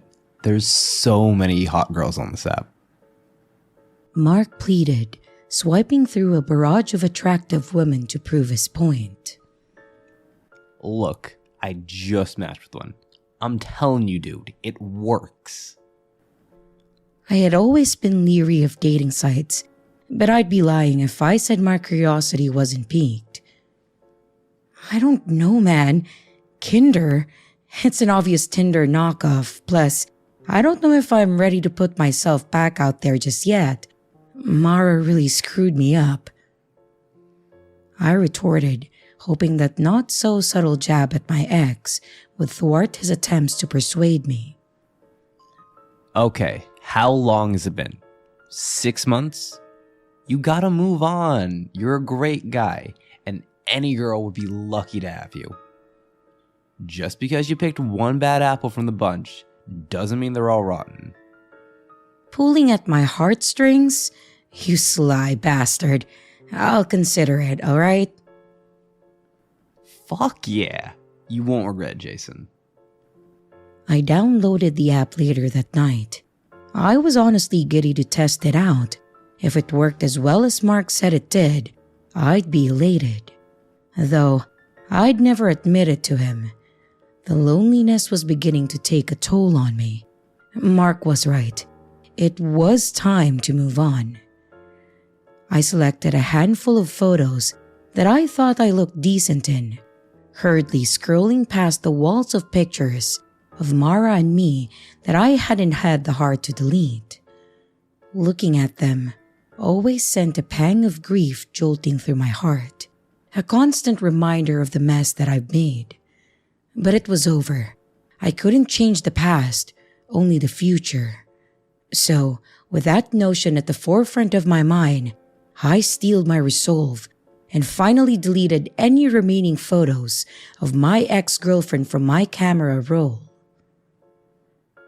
After a week, I was a bit underwhelmed at the modest number of girls that I'd matched with. When I was fortunate enough to kick off an interesting conversation, it usually fizzled out after a day or so. Give it time. You just got back in the game after 2 years of being off the market. You've got to give yourself a chance to learn how to talk to girls again. Mark advised. Here, let me see your phone. I'll try to give you some pointers to set you in the right direction. I sheepishly handed it to him. Come on, dude. You can't simp over these girls. Hey, you're really pretty isn't gonna get you anywhere. Okay, what do you start off with then, Johnny Sins? I start off with a cheesy pickup line. Sometimes it makes them laugh, and it's not a bad way to break the ice. Which one do you use? I queried, hoping to pilfer his. I start off with, "Are you a parking ticket? Because you have fine written all over you. But you can't steal mine. You gotta find your own." He smirked. Fine, I'll see what Google has to offer. After perusing the internet's bountiful selection of awful pickup lines, I settled on a mildly corny one and began to implement it. The pickup line did little to bolster my already lacking self-esteem. I was feeling dejected, nearly ready to give up on the app altogether, when a notification lit up my screen. "Kinder, you got a match." My heart fluttered. I hurriedly typed in my passcode and I opened the dating app. New match, Jessica. I start swiping through her pictures. Jessica was drop dead gorgeous. I had no recollection of ever coming across her profile in the first place, but I knew that I had to make a move on her. "All right, Jay, you got this," I muttered to myself. With nothing original coming to mind, I copy-pasted the pickup line from my latest failed conversation, and then I pressed send. I waited with bated breath for a response. Then she replied almost instantly. "That's a good one. Thanks, cutie." My heart skipped a beat. I messaged her back right away. A little desperate, I know, but hindsight is always 20/20. She didn't seem to mind though. Jessica and I really hit it off. I didn't understand why such an attractive girl chose to talk to me out of all people. But I crammed the thought deep in the recesses of my mind. It was really working. I was actually having a great conversation for the first time since downloading the app. After a couple days, I mustered up the courage to ask Jessica on a date. She enthusiastically agreed and we exchanged phone numbers. I called Mark to give him the good news. Okay, admittedly, I may have called him to gloat a bit over my imminent success, but that's beside the point. That's awesome, bro. See? I told you, the pickup line thing would work. I have to hand it to you, man. I can't believe I'm saying this, but you were right. I admit it, much to Mark's satisfaction. Glad to be of service, kind sir. He replied in his goofiest British accent. You're a goon. She wants me to meet her at her place this Saturday. Dude, that's great. You still got a couple days to prepare, so just play it cool until then, and you'll do just fine. You're right. I just hope I don't screw things up. Don't worry, man. You got this. I believe in you. Mark doted, trying to boost my confidence. I really hope you're right. That night, I had one of the most vivid dreams of my life. I was alone in a dark house that I didn't recognize. The luminescent glow of the television was my only light source. I warily stood. I felt tired, so tired, as if I was underwater with cement blocks strapped to my feet. I blearily called out into the encompassing black. Hello? Is anyone here? I didn't expect a response, so a twinge of fear and confusion pulsed through me when a soft, soothing voice emanated from deeper in the home. In here, baby, she sang, enticing me to follow. I moved as quickly as my heavy feet would allow, clumsily making my way to the hall. Where are you? I shouted. A figure began to emerge from a room at the far end of the hallway. It was Jessica. She looked absolutely magnificent. She was dressed in lingerie, her skimpy outfit proudly advertising her assets. Her long brown hair flowed down her back, tapering off nearly halfway down. Her smile captured my heart, beautiful rows of stark white teeth gleaming back at me. Her stunning green eyes connected with mine, paralyzing me with her tantalizing gaze. She glided up to me and gently took my hand, lightly dragging me behind her. My heart pounded in my chest, and joy overtook me as we closed the distance to her room, every second mounting to the glorious crescendo that I was dying to experience. Then right as we reached the doorway to her room, I heard an alarm clock. My eyes sprang open. Disappointment enveloped me as I realized that it was just a dream. But it felt so real. Maybe it was a vision? A passing sense of delight bubbled inside me at the thought of it. I had the same exact dream every single night that followed. Each time, Jessica and I would come so close to passing the threshold of her bedroom, only for my alarm clock to tear me back to consciousness. It was starting to freak me out with the consistency of it all. I reasoned that because Jessica was on my mind all day, then my dreams were reflecting that. I tried not to dwell on it, and I focused on mentally prepping myself to meet Jessica in person. The days leading up to our date were full of anxious anticipation, and when the day finally came, I was a bundle of nerves. I made sure to look my best, applying extra deodorant to mask the foul stench of the nervous sweat that I was certain would come. I left my house a few minutes before 8, shooting Mark a text to let him know of my departure. I pulled into the driveway and I messaged Jessica to let her know that I'd arrived. She instantly replied and told me to let myself in. I thought it was a little strange that she wasn't going to greet me at the door, but I ignored the notion and I timidly approached the house. Sweat began to pool above my brow as I pushed open the front door.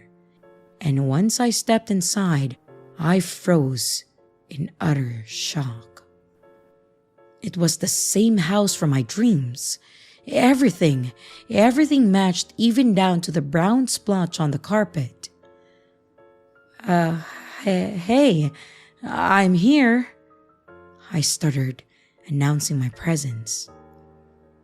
"In here, Jay baby." Jessica's sweet voice floated from within the house, luring me further in. I cautiously trudged into the eerily familiar hall, and there she was. She looked even more gorgeous than she had in my dreams. That long, brown hair cascaded down her shoulders. Her petite frame was flawless. Her minuscule amount of clothing clung to her perfect features in a way that only worked to embellish her even further. Her smile stunned me as I stared transfixed into her glistening green eyes. She stood seductively in the doorway, beckoning me to come closer. My legs involuntarily drifted toward her, and in a matter of seconds, I was standing before the radiant enchantress that I'd been so eager to meet. She slipped her soft palm into mine, interlacing our fingers. And then she pulled me into her room. She led me straight to her bed, where she adopted a promiscuous position atop the covers. She said, "Care to join me?" She giggled. "You know it," I replied, donning my best sexy voice. I swiftly kicked off my shoes, discarding them at the foot of the bed. I began to approach her, but my foot clumsily caught on the corner of the bed frame, sending me crashing to the floor with a loud thump. "Oh my goodness, are you all right, sweetie?" Jessica implored, alarmed at my sudden mishap. Yeah, I'm fine," I breathed, preparing to lift myself back up. But before I did so, I caught a glimpse under Jessica's bed. A shriveled, rotten corpse glowered back at me, hollow, sullen eye sockets cold enough to bore a hole through my chest. Fear coursed through me. At least half a dozen mummified husks littered the floor. It looked as if their life force had been drained, leaving behind only an empty shell. "Are you sure you're okay, hun? Well, Mama can make you feel all better." Yeah, I just need to use the restroom real quick," I lied, shuffling to the hall. "It's down the hall and to the left. Hurry back now, sweetie," she uttered, a tinge of impatience seeping into her words. "Oh, I will." And once she was out of sight, I bolted to the front door, not caring that I'd left my shoes behind. I jumped into my car and I floored it out of there, tires squealing as they grappled for traction. Jessica tried calling me repeatedly afterward. I blocked her number and I deleted Kinder. I receive calls from random numbers occasionally, but I can't definitively say that it's her. I have a sinking feeling that I haven't seen the last of her yet, though. Because every now and then, I still have that same recurring dream. Only now, I always see how it ends, and I wouldn't wish that nightmare upon anyone.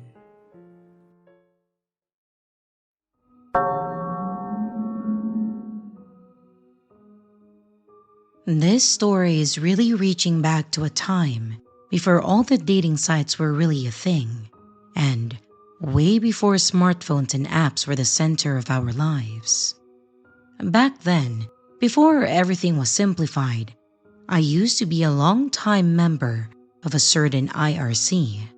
That's Internet Relay Chat for the kids. These were chat rooms that were more or less embedded on websites, and they were pretty much anonymous in the fact that you had to have a display name, but not much else. Hell, most of them had the feature that let you join in as unnamed guests, and the rooms would sometimes be filled with guest 04253 and such. They were a lot of fun, and I kind of miss those days. But nowadays, the internet is all about look at me specifically, so the idea of anonymity being a core concept is relegated to pretty much just the deep web. Now, despite the fact that there was this layer of anonymity with IRC chat rooms, it was actually quite common to, quote-unquote, find love while chatting with these people. There was a direct message system too, so you could have conversations one-on-one, so you could get to know the person on the other end pretty well, even if there was no way to confirm literally anything that they told you or said. I'm sure that some of the people I spoke with that were interested in me were probably 60-year-old guys pretending to be women in their 20s. And that's okay. I can safely say that this was a long time ago, or that was the old me. But there was one person that I spoke with on these chats that I actually did have a bit of a relationship with, albeit only for a few months. Her username was the title of a song, with some X's and numbers thrown in the mix, but I can safely say that her actual name was Taylor. Taylor was a year older than me at that time. When we met, I was 21 and she had just turned 22 when we met and started speaking. I don't remember why we started talking one-on-one, but we did, and after a while, things seemed to get to a point where we both wanted to start the relationship. Now, long-distance relationships back then were a bit different than what they are in 2023. Long-distance phone calls were expensive, and cell phones had set text and talk minutes, so it wasn't like you could be as close to the other person as you can in the current year. And because of this, we had our IRC conversations, and we had also emailed each other a few times. And before anyone mentions that Taylor was probably one of the 60-year-old men that liked to play the role of a young woman, I actually knew that Taylor was legit. We had sent pictures to each other, including pics to prove that we were real, which was essentially a picture with a date, time, or username written on our hands in Sharpie and then covering one of our eyes. Yes, things were that complex back then. You had to be creative to come up with something that was difficult to fake to prove that you are who you said you were. Now, all of this is to say that Taylor was gorgeous. She was exactly what you would think of when I say a 22-year-old girl that likes to talk in IRC rooms. She had dyed black hair, the color blue eyes, and she liked the color black on everything, and she had a few face piercings. And let me tell you that I instantly fell in love with her. I even told her that she was literally the girl that I was looking for in life, and she thought that it was the funniest thing ever. From there, we did say we were dating actually. We would chat every night, send pics through email of ourselves, and while things never went past PG-13, this was the happiest that I have ever been in my life. We had our little relationship for 3 months, and almost on the dot, and everything seemed great, until there was a stretch of time that she just didn't log on. I didn't see her in our chat rooms, and I would email her, but she didn't reply to me. I was genuinely upset, thinking maybe something happened to her. Maybe she wasn't really as interested in me as she claimed. I was almost heartbroken, thinking that I had messed this up, and that this was a once-in-a-lifetime thing that I had ruined. I kept emailing her every night, just hoping that she would see them and send a response like, "Oh, my internet was out for a few days. I'm sorry about that." Or, "I was out of town." I was basically holding out hope that she would say anything to bring it back together. And then, I did get a response, but it was rather strange. It just said, "Hey, hop on IRC." It actually made me almost giddy to hear from her again, so I did what she requested and then I logged in. Immediately, she sent me a DM saying hello, and I replied asking how she was and asking if she was okay. She completely ignored those messages and just said, "What's your address? I want to send you something." I have to pause here to say that I was dumb and I was in love with this girl. So I didn't hesitate at all in giving this random internet person my address. Nowadays, I would be lambasted for doing something so stupid, and rightfully so. But back then, there wasn't really this concept of internet strangers are not your friend. I responded to her and I told her my address, thinking that this was maybe the start of us moving into a more serious relationship. Of course, the response I got back wasn't what I expected, nor what I wanted. The message I got back from Taylor was as clear as day, and I actually remember it word for word. "This is Taylor's husband. Stop messaging my girl, or else you'll be next." And that was it. What I would be next for, I obviously didn't know, but this was pretty clearly a threat. I mentioned that she never told me she was married, and then mentioned that she and I were really good friends, and if he was really her husband, I would respect that. After a few moments of silence, they logged out of the account, leaving me confused, devastated, and just overall feeling betrayed. That was the last time that I ever spoke with that account.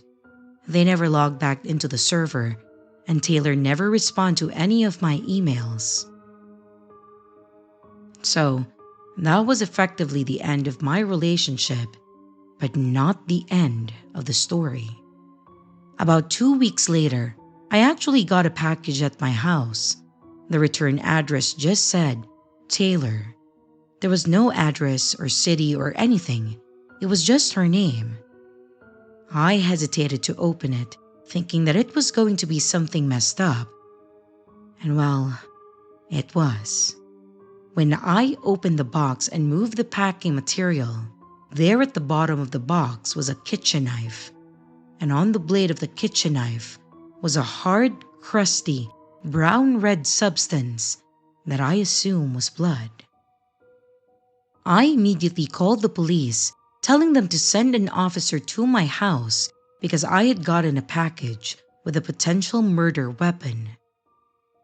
That was a really fun story to explain to the officer when he got there. Not gonna lie about that.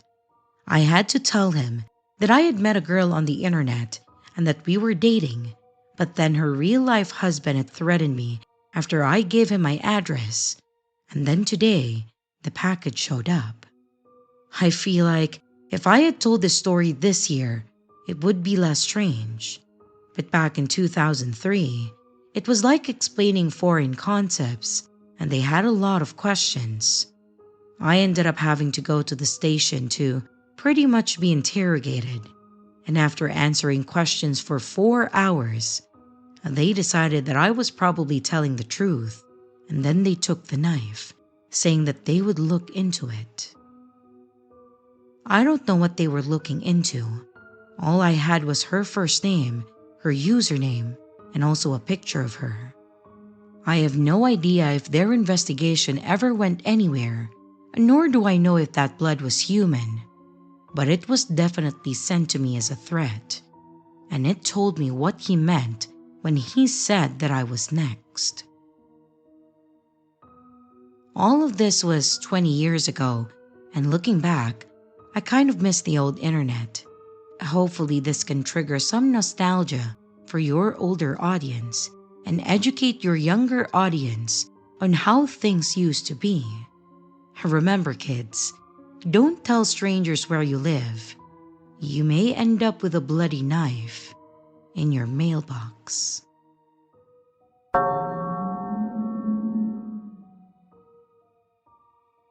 This story started with me getting dumped.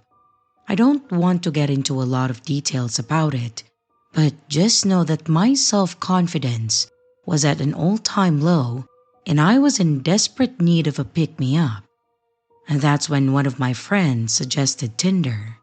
Now, I'm not a big fan of hookups or the hookup culture, but maybe because of how I was feeling and my friend's assurance that I just need to get laid, his words, not mine, I decided to download the app and then give it a try. I made a profile and I swiped right on a few girls, but I never got a match. At this point, my already crumbling ego was pretty much reduced to dust, seeing as no one wanted me. I was just about to call it and uninstall the app when I got a message. I matched with someone. Her name was Emily, age 25. Her picture was that of a woman with long, dirty blonde hair and green eyes. I'm going to be honest here. She was pretty, like really pretty, but like far out of my league kind of pretty. And she matched with me? I took a moment of silence to A, thank God for doing me a solid, and B, pray to him that I don't mess this up. So I opened the chat with her and I stared at it. What the hell was I even supposed to say? I was debating between either a cheesy pickup line or just saying hello when she messaged me first. "Hey," she said, spelling hey with 3 Y's, followed by the winking emoji. "I saw your profile. Your dog is cute. What's his name?" I took a mental note to give my dog Marco roasted chicken for tonight for helping me score, before replying telling her his name and breed.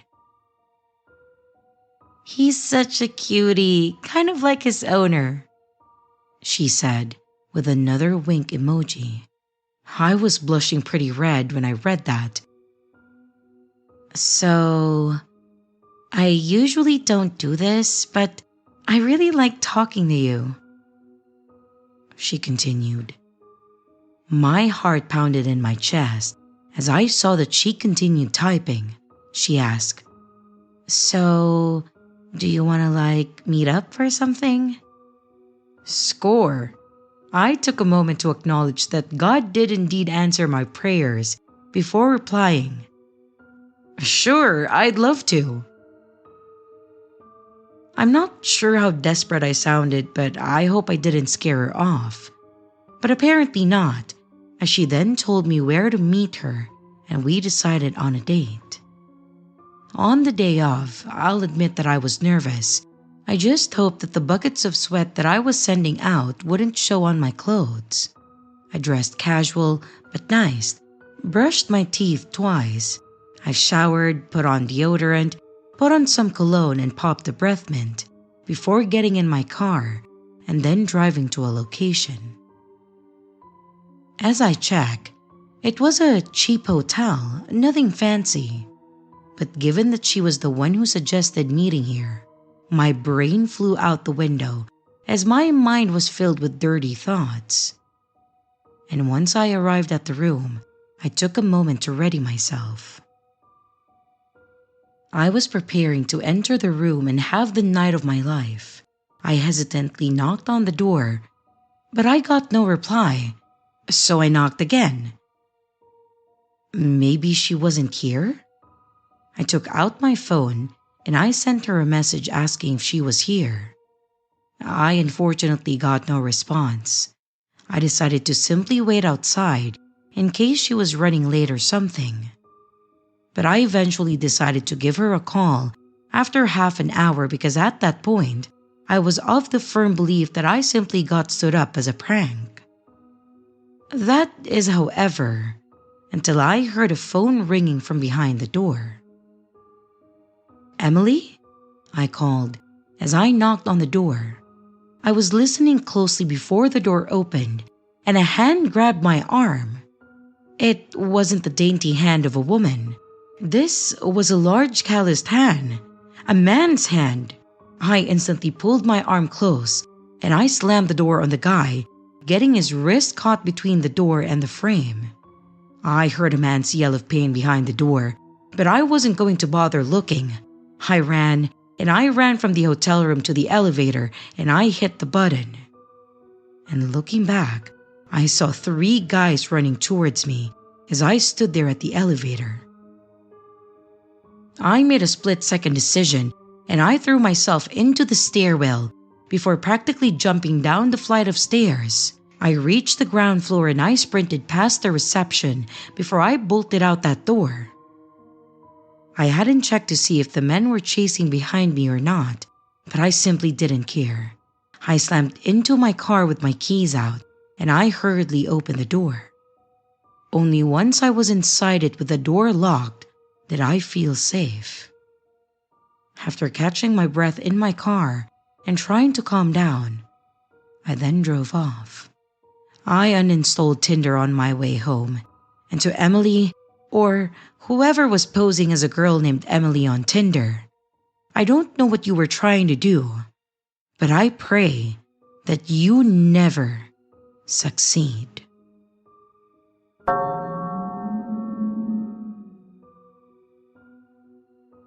Dating has always been rough for me. I thought that after coming out as a lesbian, things would get better. Oh, how wrong I was. It turns out the dating pool is a lot smaller, and I mean a lot smaller. And 9 out of 10 when I meet a girl that I'm interested in, she's not attracted to women. So, finally having enough, I decided to get a little bit of help sorting out who is and isn't on the table. I signed up for an app called Zoe. It's a dating app for women who are looking for other women. After signing up and making a profile, I was glad to see that there were tons of other girls looking for love out there that I just simply haven't met.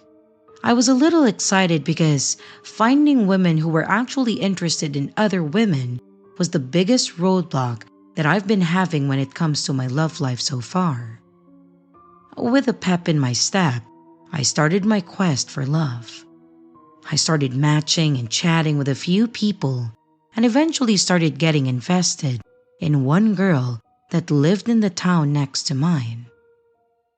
Finding out how close she lives got me a little giddy, I'll admit it. My head filled with scenarios about the two of us. Can you tell that I was crushing hard? She was just so bold, flirty, and made me laugh out loud. Not to mention her picture. She was, to put it lightly, my exact type. So when I suggested that we finally meet and have a dinner date, I was elated when she agreed. I arrived at the restaurant about 10 minutes early. We had the date in her town and not mine, so I came early in case that I had trouble finding the place. I had spent way too long getting ready, but luckily, I still had time to spare. It wasn't any fancy restaurant, so we didn't need a reservation. I just walked in and sat at a table and began to calmly wait. By calmly wait, I, of course, meant nervously fidgeting with my hair, getting self-conscious about messing up the said hair, and then checking my mirror to fix it, and then repeating the process again. But after repeating the cycle a few times and checking the time, I noticed that she was a few minutes late. Maybe she was having trouble finding the table, so I look around. But other than the family of 4 near the front door and the creep staring at me from the corner table, I didn't see anyone. I just assumed that she was running a bit late. After waiting a few more minutes, I sent her a text to ask if she was okay. There was no reply. However, the message said that it was read. Did she get cold feet? Did she stand me up? I started to feel like an idiot, spending hours stressing out about a date and even more time struggling with makeup. And now, here I am, alone in a restaurant with a random creep who's still staring at me between checking his phone once in a while. I want to go home. I try to calm myself down. Maybe she's driving here right now and she just can't reply. So I decided to give her a call just to check. As I pressed the call button, I heard a phone ring not too far away from me. The guy in the corner seemed to panic as his phone rang before he hit silent. And as he did that, I got a notification on my phone. The call was declined. The guy stared at me, and I stared back, beginning to get a bad feeling about him. I then packed up my things, and I quickly walked to my car. While walking, I turned around, and then I saw the creep jogging after me and calling my name. Nope, no thank you. I got into my car and drove off as he was a few meters away from me, still calling my name. I drove off and I went straight home. After which, I threw my stuff on the table, fell on top of my bed, and I cried. I felt stupid. After that, I contemplated deleting the app, but I decided to give it another try. And that's how I met my current girlfriend. So, to summarize, dating apps can be scary, but also sometimes bring people together. But you should always be careful.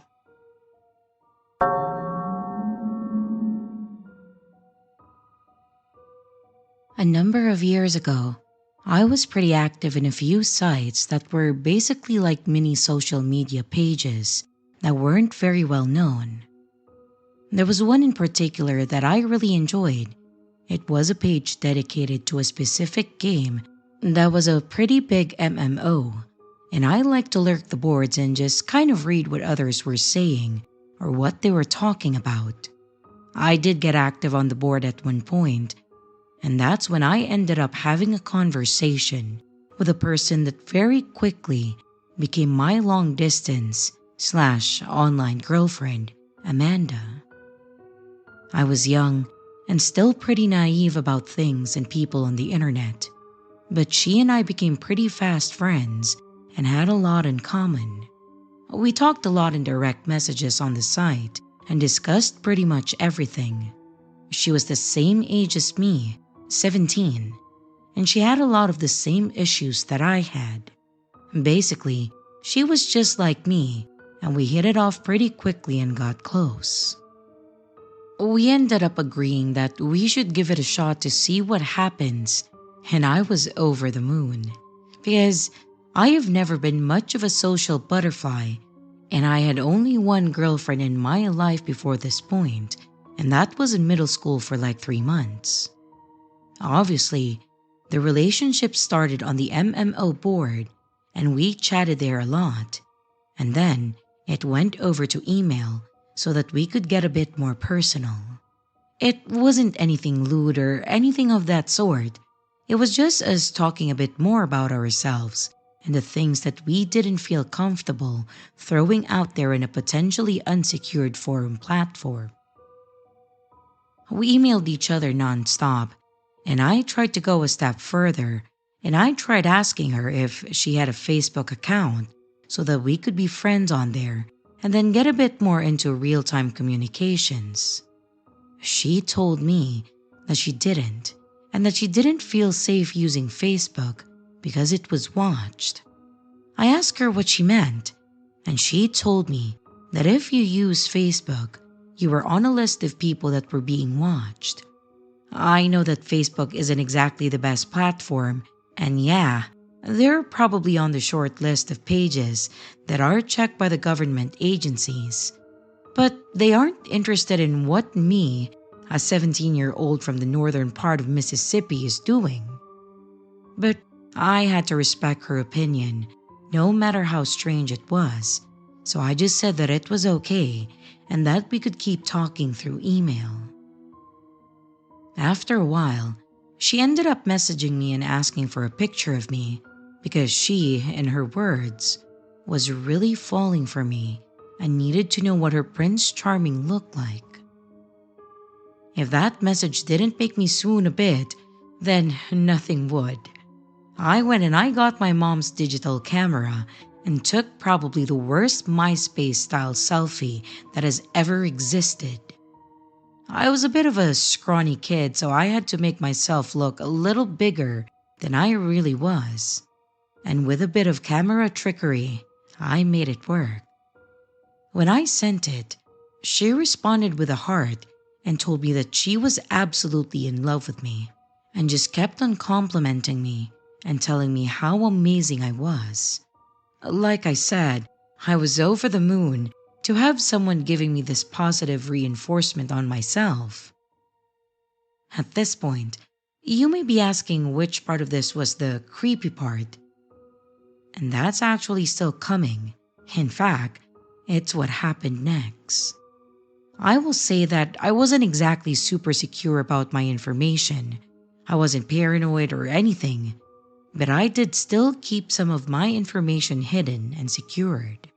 Like, I told Amanda my first name, and she knew how my last name started, just the first letter. She knew the city that I lived in, but that was pretty much it, outside of knowing what I looked like, I guess. I didn't anticipate that, with just my first name and last initial, the city and my appearance, that she could ever find me in person. But that is exactly what happened, kind of. A few weeks after Amanda and I had started dating and also chatting a lot, she kind of went silent on me. I was a bit concerned, but at the same time, I had sort of moved past the excitement of having this random person online compliment me. That may sound shallow to you, but that's pretty much all the conversations were. And after a bit, you kind of grow numb to the constant compliments. I kind of assumed that maybe she had moved on a bit from us as well, and then left it at that. But then, on that really awkward Saturday afternoon, as I was sitting on the computer in the living room and playing The Sims, I heard a knock on the door. I assumed it was just the mailman delivering a package or something of that sort. So, I hopped up and I went over to the door and pulled it open. I had no idea who the person was that was standing there. The man on the other side of the door gave me a huge smile, said my name, and kind of gave me a bit of a squeal? It was a strange, happy sound, that much I remember. I kind of stared at this guy in confusion. I had no idea who he was or how the hell he knew my name. And I kind of said that to him like, hi, who are you?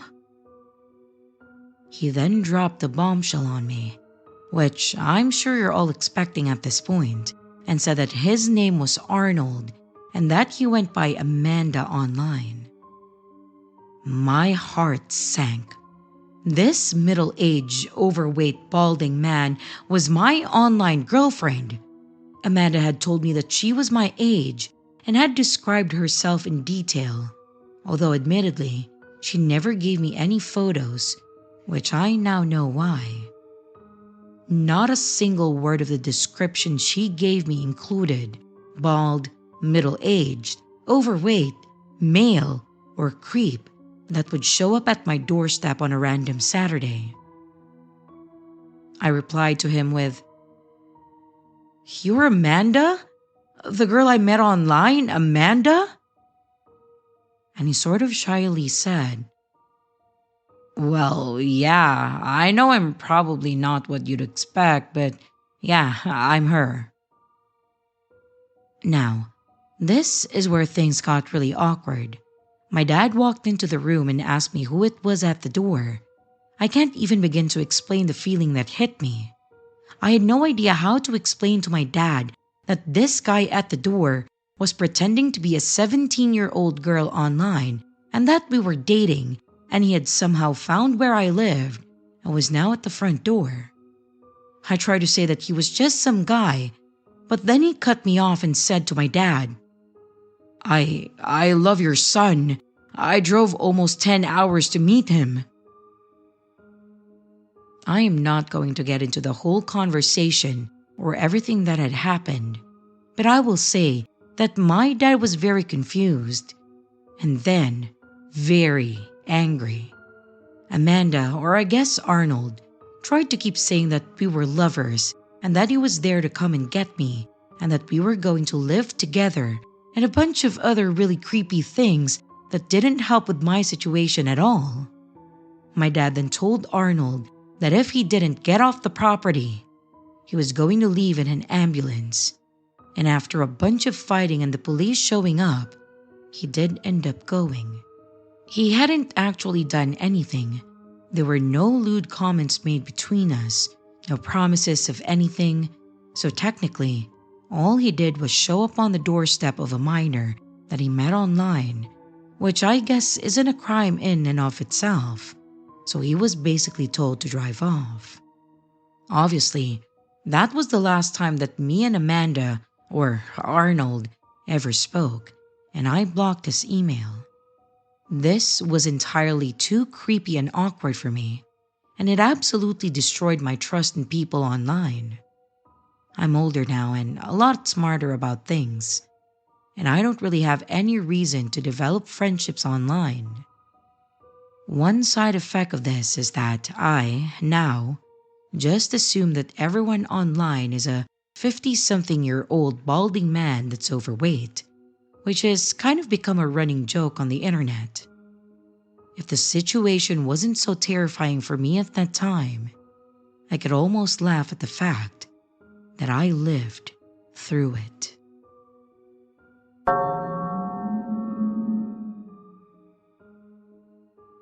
About 10 or so years ago, I had a stint in my life where I was really lonely, though I think maybe desperate is a better word.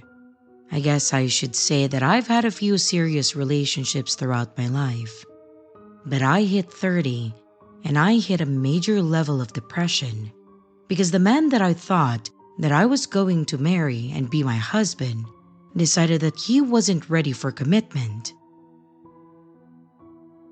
And then we went our separate ways. This was after a 4-year relationship, mind you. And while he said it was commitment issues, I'm pretty sure that he was just wanting to see someone else. It is what it is, and sure, I'm bitter about it, but I have to accept it and then move on. He is not who the story is about, though. Anyway, I was just out of that relationship, and then I turned 30 about 2 months later. And as I mentioned, I hit a pretty bad low in my life. I was in that I need companionship now kind of mentality, and I immediately leaned into making a profile for one of the online dating sites back then. I don't remember which one it was. It was whichever one was popular back in 2011, I think. Probably Plenty of Fish. But I remember it being a bit confusing. That, and it also kept trying to match me with people that were nothing like me. Nothing like reading a bio that it suggested and have it to be the polar opposite of yourself. I know, they say opposites attract. But when it says, no tall women and no women that like Harry Potter, and then my bio literally mentions that I'm taller than average and I'm a huge Potter lover, it almost feels like a joke to me. So after scrolling through all the bullshit, matching with a couple guys, messaging a few people, and really feeling like this was all a hopeless venture, I found a guy named Dan. Dan was exactly what I wanted in a man physically, and all his interests seemed to line up with mine. He had long black hair, looked to be taller than me, which was nice, although it never was a deal breaker. And all of his pictures had him wearing some pop culture referencing t-shirt that told me that he was absolutely into the things that I was into. I marked that I was interested, just hoping that he would mark the same on me. And much to my pleasure, he did. I instantly sent him a DM and I started it off with something corny, like, "Oh, your hair is gorgeous. I wish I could get mine to be as shiny and straight as yours." I know, dumb, but I was actually kind of jealous. He responded almost immediately with some joke response about how he had made a deal with the devil to have hair like this. His off-kilter humor was actually one of the things that made me really like him, and I was excited to get to know him. I may have been desperate, like I mentioned before, but something in my heart was telling me that Dan could be the one. Like, he could be exactly what I was looking for, and maybe we had a future together. Having these thoughts after just a few conversations may not be healthy, but there was really just something about him. We ended up talking on the phone a few times, and I started liking him even more. He had a beautiful singing voice. He told me he used to be in a band that was kind of popular locally, but never really went anywhere on the big stages. He told me that his last job was actually at an animal clinic, where he was tasked with keeping the animals company if they had to stay overnight or needed to be taken care of outside of the normal medical work. The more he told me, the more I absolutely adored this man. And after a while, I started having this weird nagging feeling in my mind. Why was he single? He was attractive, talented, entertaining, and loved animals. He was overall a really great and interesting guy. So why had no one scooped him up and put a ring on his finger? I actually brought this up, and he mentioned to me that things were complicated. I asked how complicated, mostly because that wasn't an answer that I was looking forward to. He responds by saying that he had a wife, and that things had recently gone sour, and so he no longer had a wife. That kind of made sense to me. He was married and things went bad, so he was out looking for someone else to fill that gap. I could relate, you know. We ended up talking about our past relationships. Or more so, I ended up talking about mine.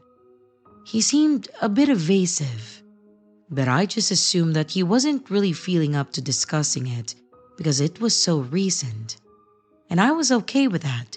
It was nice to vent out some of my frustrations, and he was really good at listening and helping me see things more clearly.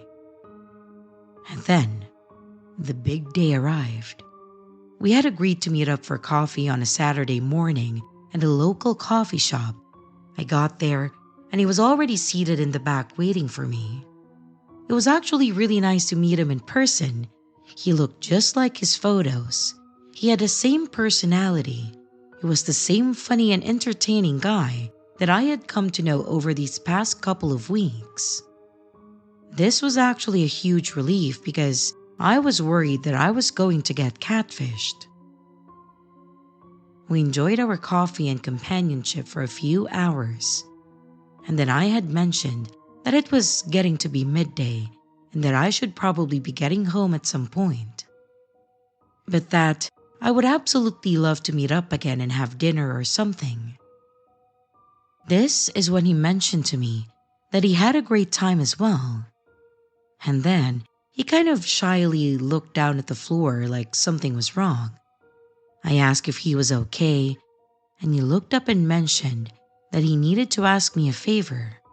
I said, of course, not really thinking about what the favor could be.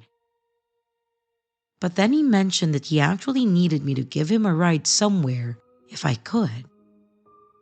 I realized that he was already there when I got in, so I hadn't seen him pull up, and he actually seemed rather embarrassed at this request, which was almost cute. At this point though, I felt comfortable with him enough that having him in my car and driving him a few blocks to his apartment wasn't really that big of a deal to me. Plus, I was honestly thinking this could be a long-term thing if it kept up like it had. So I was more than willing to do so. I told him that it was fine and just kind of mentioned that I didn't know that he didn't have a car, and then mentioned that he didn't need to be embarrassed about it. He thanked me, and then we headed out to my car, and then we went to get him home. As we were driving, and he was pointing out where to turn, he started telling me more about his past and about how things had been rough recently. I asked if the divorce had been a bad one, and he then dropped a bombshell. He mentioned that he and his wife actually hadn't gotten a divorce. This killed me inside, and it made things make more sense. He wasn't actually divorced, he was still married. Sure, they could have been separated, but if he wasn't divorced, then it was likely that they could get back together or try to fix things, and then there would be no room for me in Dan's life. I kind of shut down a bit after this, and I just listened to him tell me about how bad things were between him and his wife, and not really paying attention to where he was telling me to go. And then he had me turn one more time and then turn into the parking lot of a police station. I parked and just kind of looked around confused. I asked why we were at the police station. It was then that he went really quiet and just sort of looked at the building and away from me. This whole situation was really weird, and I was honestly starting to feel freaked out. This is when Dan looked over at me and said that he really enjoyed the short time that we had together, and said that I was a lovely lady and that he was certain that I would find someone. He then said that he was about to go into the station and confess to doing something that was really, really bad, and that he was going to prison most likely for the rest of his life, and that if things had gone differently, he would have loved to have spent more time with me. I asked what he has done, what he was talking about, and he just sighed and said that it was an accident, that he never actually meant to hurt anyone, and then pushed my door open and walked into the building. I just sat there, watching him walk into the department with his head held high, and then he stopped at the front desk. I watched the whole thing play out from right there, watched him talk to the desk clerk, watched an officer walk up to him cautiously, and then watched as the officer put cuffs on him and then pulled him away from the desk. A few minutes later, another officer actually walked out to my car and then spoke with me. He asked me if I knew the man that had just walked in, how I knew him, if I knew what had happened, and I told him that we had just met online a couple weeks ago and that we had gone on our first date just that morning. I was more or less interrogated by the officer in the parking lot about Dan, and I told him all that I knew, and he told me that Dan had just walked in and told them that he needed to confess to murdering his wife. I obviously didn't know anything about that. I thought he was divorced. And after a bit more talking, they gave me a card, took my info, and then let me leave. At this point, it was a little more clear to me how Dan had a wife, past tense, but he wasn't divorced. And then it occurred to me that I had coffee with a murderer and even drove him to the station to turn himself in. I really don't know if our date was just him getting a free coffee and then a ride to the station, or if he was really interested in me. But either way, it was the most terrifying thing that has ever happened to me. Not because he was a creep to me, but because he was perfectly normal the whole time that we spoke during our date. This man was a murderer, but he seemed like a calm and complacent guy that was all there. That was just a normal person, you know? This was the only time that I ever went on a date with someone that I met online. And I actually shut down my account after that.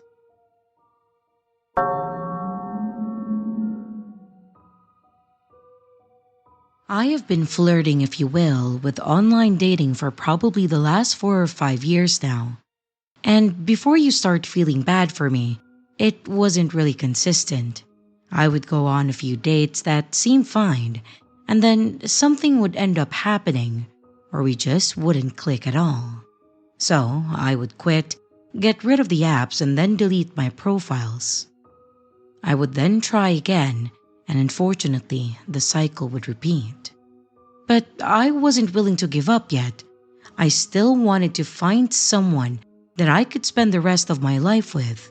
So I cleaned myself up and again updated my profiles ready to start searching. This was early 2022.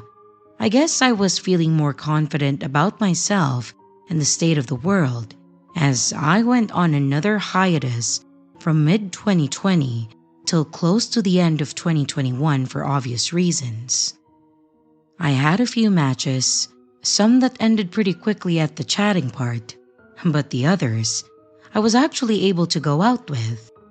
However, there was one girl that really drew me to her, and I thought that I was the luckiest man around when she actually agreed to a date. The girl's name was Kaylee. She had long, wavy hair that probably went about to her mid-back in a copper blonde color. She had soft green eyes that complemented the freckles on her face, but her smile and her laugh, well, it was really what did it for me.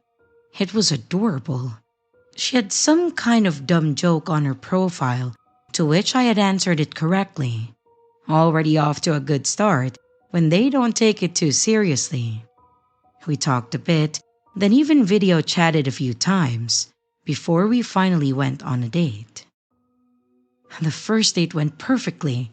We had dinner, then we walked around a dog park and then got ice cream nearby. It's normally here where I feel good about things, but then later on, I get a message through the dating site that it wouldn't work out for us and that I would have to start over. However, Kaylee surprised me when she said that she would love to do something again. So eventually, we had our second date where we went to a movie and arcade, which was a lot of fun. We started learning that we had a lot in common, especially in the type of music that we listened to. So, when she asked me if I would want to go to a concert with her for a band that we both enjoyed, I definitely agreed. I even offered to pay for both tickets or maybe just mine, but she refused, saying that she had already bought them. Now, I had never really gotten this far in the process, so I don't know how long this normally took for others. But this all happened within the span of a month. So, I dressed a little down from what I normally wore, picking a band shirt and jeans, and when I picked her up, she was wearing something similar, although it really looked much better on her. We decided to grab a few slices of pizza before the show, and we went to a local pizzeria that was probably about 45 minutes away from the venue. Unfortunately, as we were enjoying our pizza and each other's company, she got an email or a text about an electrical fire occurring at the venue, and until they knew if it was safe, all shows would be cancelled, starting from that night forward until further notice.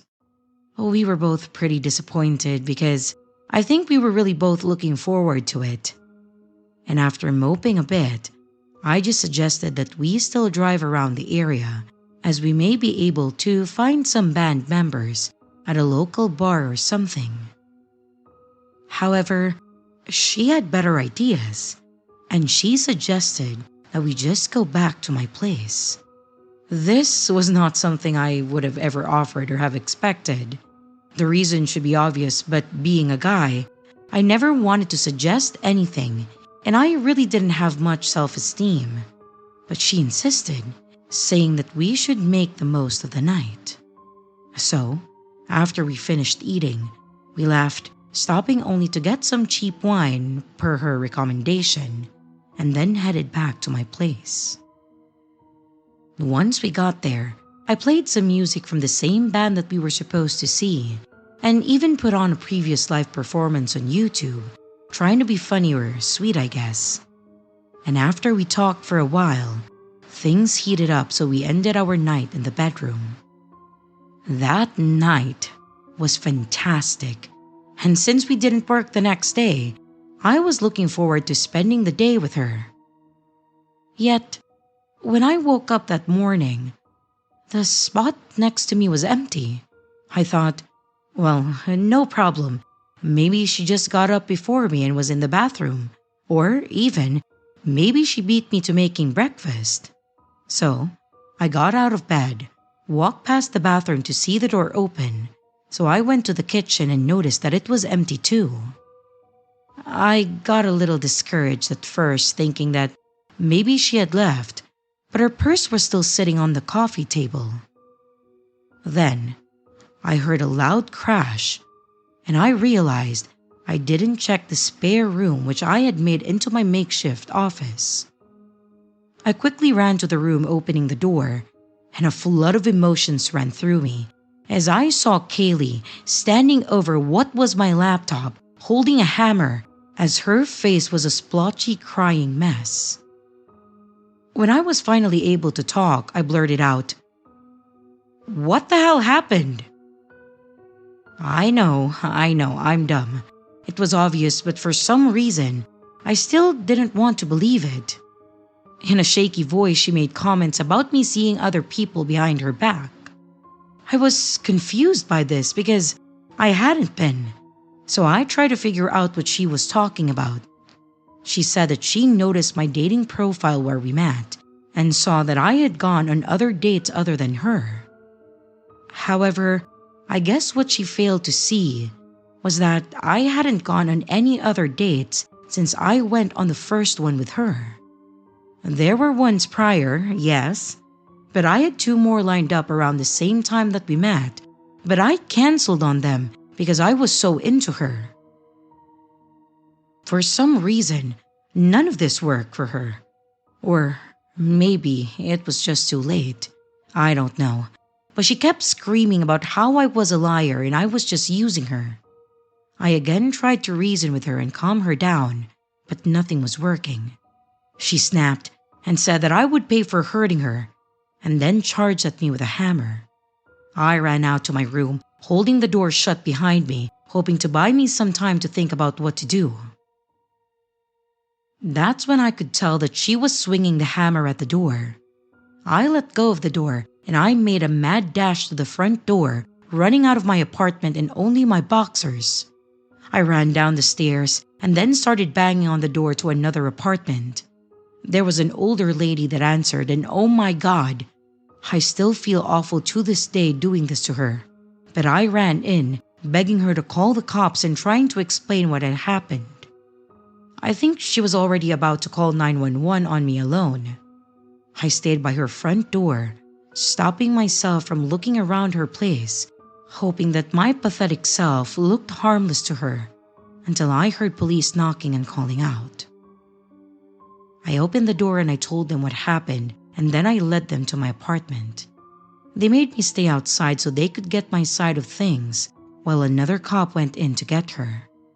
After a short time, it was a small apartment after all, I heard shouting and what I assumed to be people struggling. They finally came out with her in handcuffs. She had on one of my t-shirts that she slept in, but also the zip-up jacket that I wore the night before. And when she saw me, she instantly became enraged that they had to calm her down again to get her in the car. They then had me walk through my place to see if anything was taken or if anything else was damaged. She ended up finding my phone and breaking it, and also smashed the picture that I had in my living room of me and my mom and sister. My dad died when I was young, so they were the only two people that were really significant to me. Oh, they also found her hanging off my balcony, talking about how she was going to jump. I lived on the second floor, so she may have had some broken bones if she did, but that was about it. Not to mention that it was grass below mine and not concrete. After all was said and done, I think I was confused and disappointed more than anything. I didn't press charges, but she bit the officer that detained her, so they had their own charges on her. I don't know what exactly changed or happened, nor will I probably ever know, but I felt bad for her more than anything. There was obviously something wrong or maybe something traumatic that happened to her to cause her to be like that, but I think she probably could have used help more than charges. In the end, I just got a cheap phone until tax season, and I replaced them both at that point. I don't know what happened to her, as she never tried to contact me again after that, but I do hope that she's doing better. But yeah, I'm taking a break from dating again.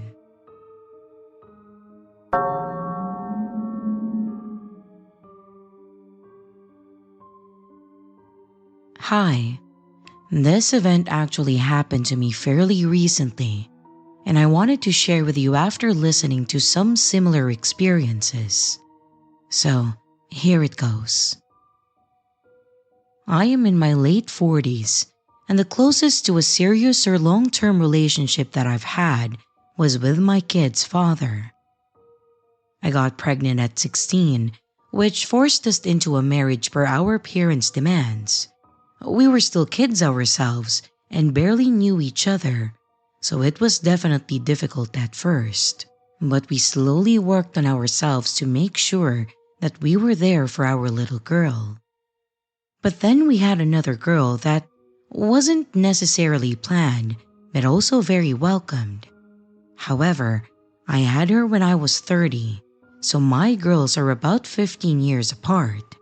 Thankfully, they get along regardless of the age difference, and I am incredibly blessed for them.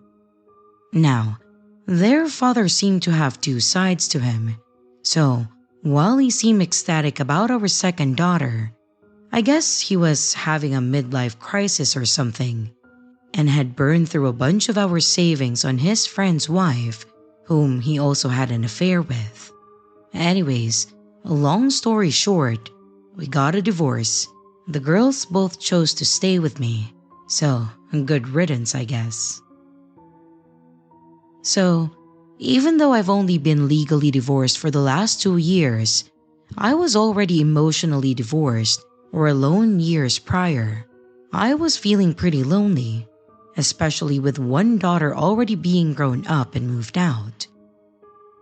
So my oldest, Lacey, actually suggested that I put myself out there and try my hand at love again. I'm not the best with technology, but I can get myself around a computer. So she came over and got me set up on a site that she also had been using for herself. I had a few younger guys message me, but it was way too weird to me that guys were interested in me, that were closer to my daughter's age, you know. But I did finally come across a guy named Bill. He was 2 years older than me. He had 3 kids, close to the same age as my younger daughter, and said that his wife had died a few years prior, so he was looking to start over. We started talking through this site and even started talking over the phone. He seemed very family-oriented, which made me feel even better about him. I also shared with him about my little family and how I ended up here. I told him about my two girls and he also seemed very interested. I've noticed while scrolling through people that there weren't a lot that were interested in a woman with kids at home, so I was relieved even more than anything when he asked about my daughters. He asked how old they were, their names. He asked about the things that they were interested in, and he seemed like he genuinely cared, which was already winning me over. So after about a month of talking, I finally got up the courage and agreed to meet him in person. We met at a local coffee shop that we're both familiar with and frequented often. And when we met, we hugged, and then I noticed he looked around me and asked where my daughter Molly was, my youngest. I told him that she was in school, as she was 15 at that time. It was a slightly odd question to me, as I knew he had kids around the same age, so I assumed that they were in school as well. I did let it go, however, as we did talk about her a lot, so I assumed he was just wanting to meet her too. So, we just talked for a while before we finally decided to leave. He was so kind, very funny, and had a very distinguished look. He reminded me of a slightly chubbier Downey Jr., so for my age, I thought that this worked out, then I got lucky. We continued talking and then met up for dinner a few nights after. This time, Molly was at a friend's house after a sports event, so she didn't join us again. Bill again made a comment about this, and I explained this to him, and he seemed kind of disappointed. I know it was just me being clouded by the situation, but again, I thought it was kind of sweet that he was so interested in meeting my kids. So I told him that we could look into scheduling something so we could both bring our kids, and he seemed to like the idea. It was probably about 2 weeks later, and the church that I volunteer at was doing a potluck dinner. Molly and I were already planning on going, and anyone was invited, so I thought that I would ask Bill to join us since there would be plenty of kids for them to play too. He happily agreed, and then we planned to meet there that night. However, when we all arrived, I saw him get out of his Jeep with what I assumed to be his youngest, only who was around 8 or 9. I asked him about the others, and he said that they were all busy doing something else, so he had just the youngest with him. I knelt down to say hello, knowing their name already, but they were really shy. But that was understandable, you know. Bill quickly cut our conversation off, though, to ask where Molly was, and I told him that she was already inside helping out. I escorted him into the church and went to get Molly to introduce her. Molly knew that I have been talking to Bill, so she already knew what he looked like and a little about him from what I told her. She's also a very kind and outgoing girl, so when she approached us, she smiled and said hi, and Bill immediately pulled her in for a hug. She hugged back and even laughed. Again, I thought that it was a sweet moment, and I was really happy that they both seemed okay with each other. But then as the night progressed, I started noticing things that were making me uneasy. As we sat and talked while eating, he would talk to Molly, even more than me. He was asking her similar questions that he asked me on our coffee date. He asked her what she was interested in, what she liked to do, her goals and aspirations, all of it. Again, it just seemed like he cared about her feelings. But then it got weirder. He started asking her, with me present there, if she had a boyfriend. Molly and I were really close, so I knew that she was kind of seeing a boy at that time. They went to their school dance together, and then she answered him saying that yes, and then he said, "Aw, well, that boy is lucky to have a beautiful girl like you." She then smiled and thanked him. He continued to ask her more, but when I tried to ask about his son, He would hardly talk to me, and Bill would answer for him or stop me from being able to talk to him, which I found really odd. Feeling a bit weird, I decided to grab all of our plates and bring them to the kitchenette. I wasn't gone long when I came back, and Molly jumped up and said that she was going to help in the back and rushed off. I thought it was odd, but I decided to leave it alone for the moment. I went to sit down again, but then Bill then stood up saying that he had to leave, and after a quick half-hearted hug, he was gone. And with that, the whole night ended with this weird aura. On our way home from the church, I noticed Molly was extremely quiet, which was unlike her. I asked her if something was wrong, and after a deep breath, she said no. Well, I know her too well, and I know that there was something wrong, so I pushed, refusing to take that as an answer. Thankfully, it didn't take long to get it out of her. She said she didn't like Bill and that she didn't want me to see him anymore. She then explained the situation at the church, and it made me sick to my stomach. Bill had asked her if she was a virgin and if she had ever experimented with a boy or herself.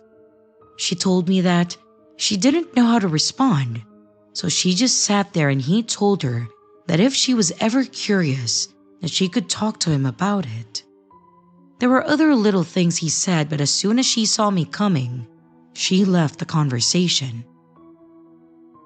I was horrified and disgusted. I had no reason to not believe her. Both of my girls were happy that I was willing to find someone, so she wasn't the type to try and mess this up, especially with this insane kind of a story. I apologized immensely to her, and I told her that it would never happen again. I messaged Bill that night and I tore him a new one. I told him that I was reporting him as well. He never messaged me back. I reported it to the authorities, but to my surprise, they couldn't even track the guy down. I had printed out his profile, so I at least had a photo of him, but his profile had been deleted. His phone number had also been disconnected. And after looking into the sky further, it all seemed made up. I don't know who I actually met, or even if that kid was even his. I was horrified that I brought this stranger around my daughter.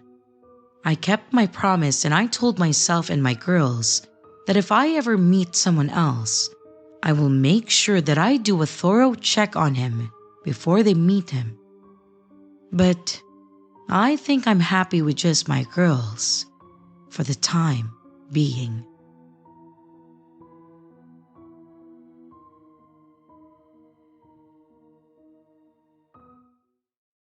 Hello everyone, it's your creepy sister here. Thank you so much for watching the video. I really appreciate it. I would also like to give some extra love to my Patreon members, my channel members, and also my tippers. Thank you so much. If you would like to extend a little bit more support for the channel, don't forget to leave a like and a comment down below. If you would like to become a Patreon member, a channel member, a tipper, or even to buy merch, check out the links in the description below. Again, thank you. And I hope you stay scared, because your fear feeds me.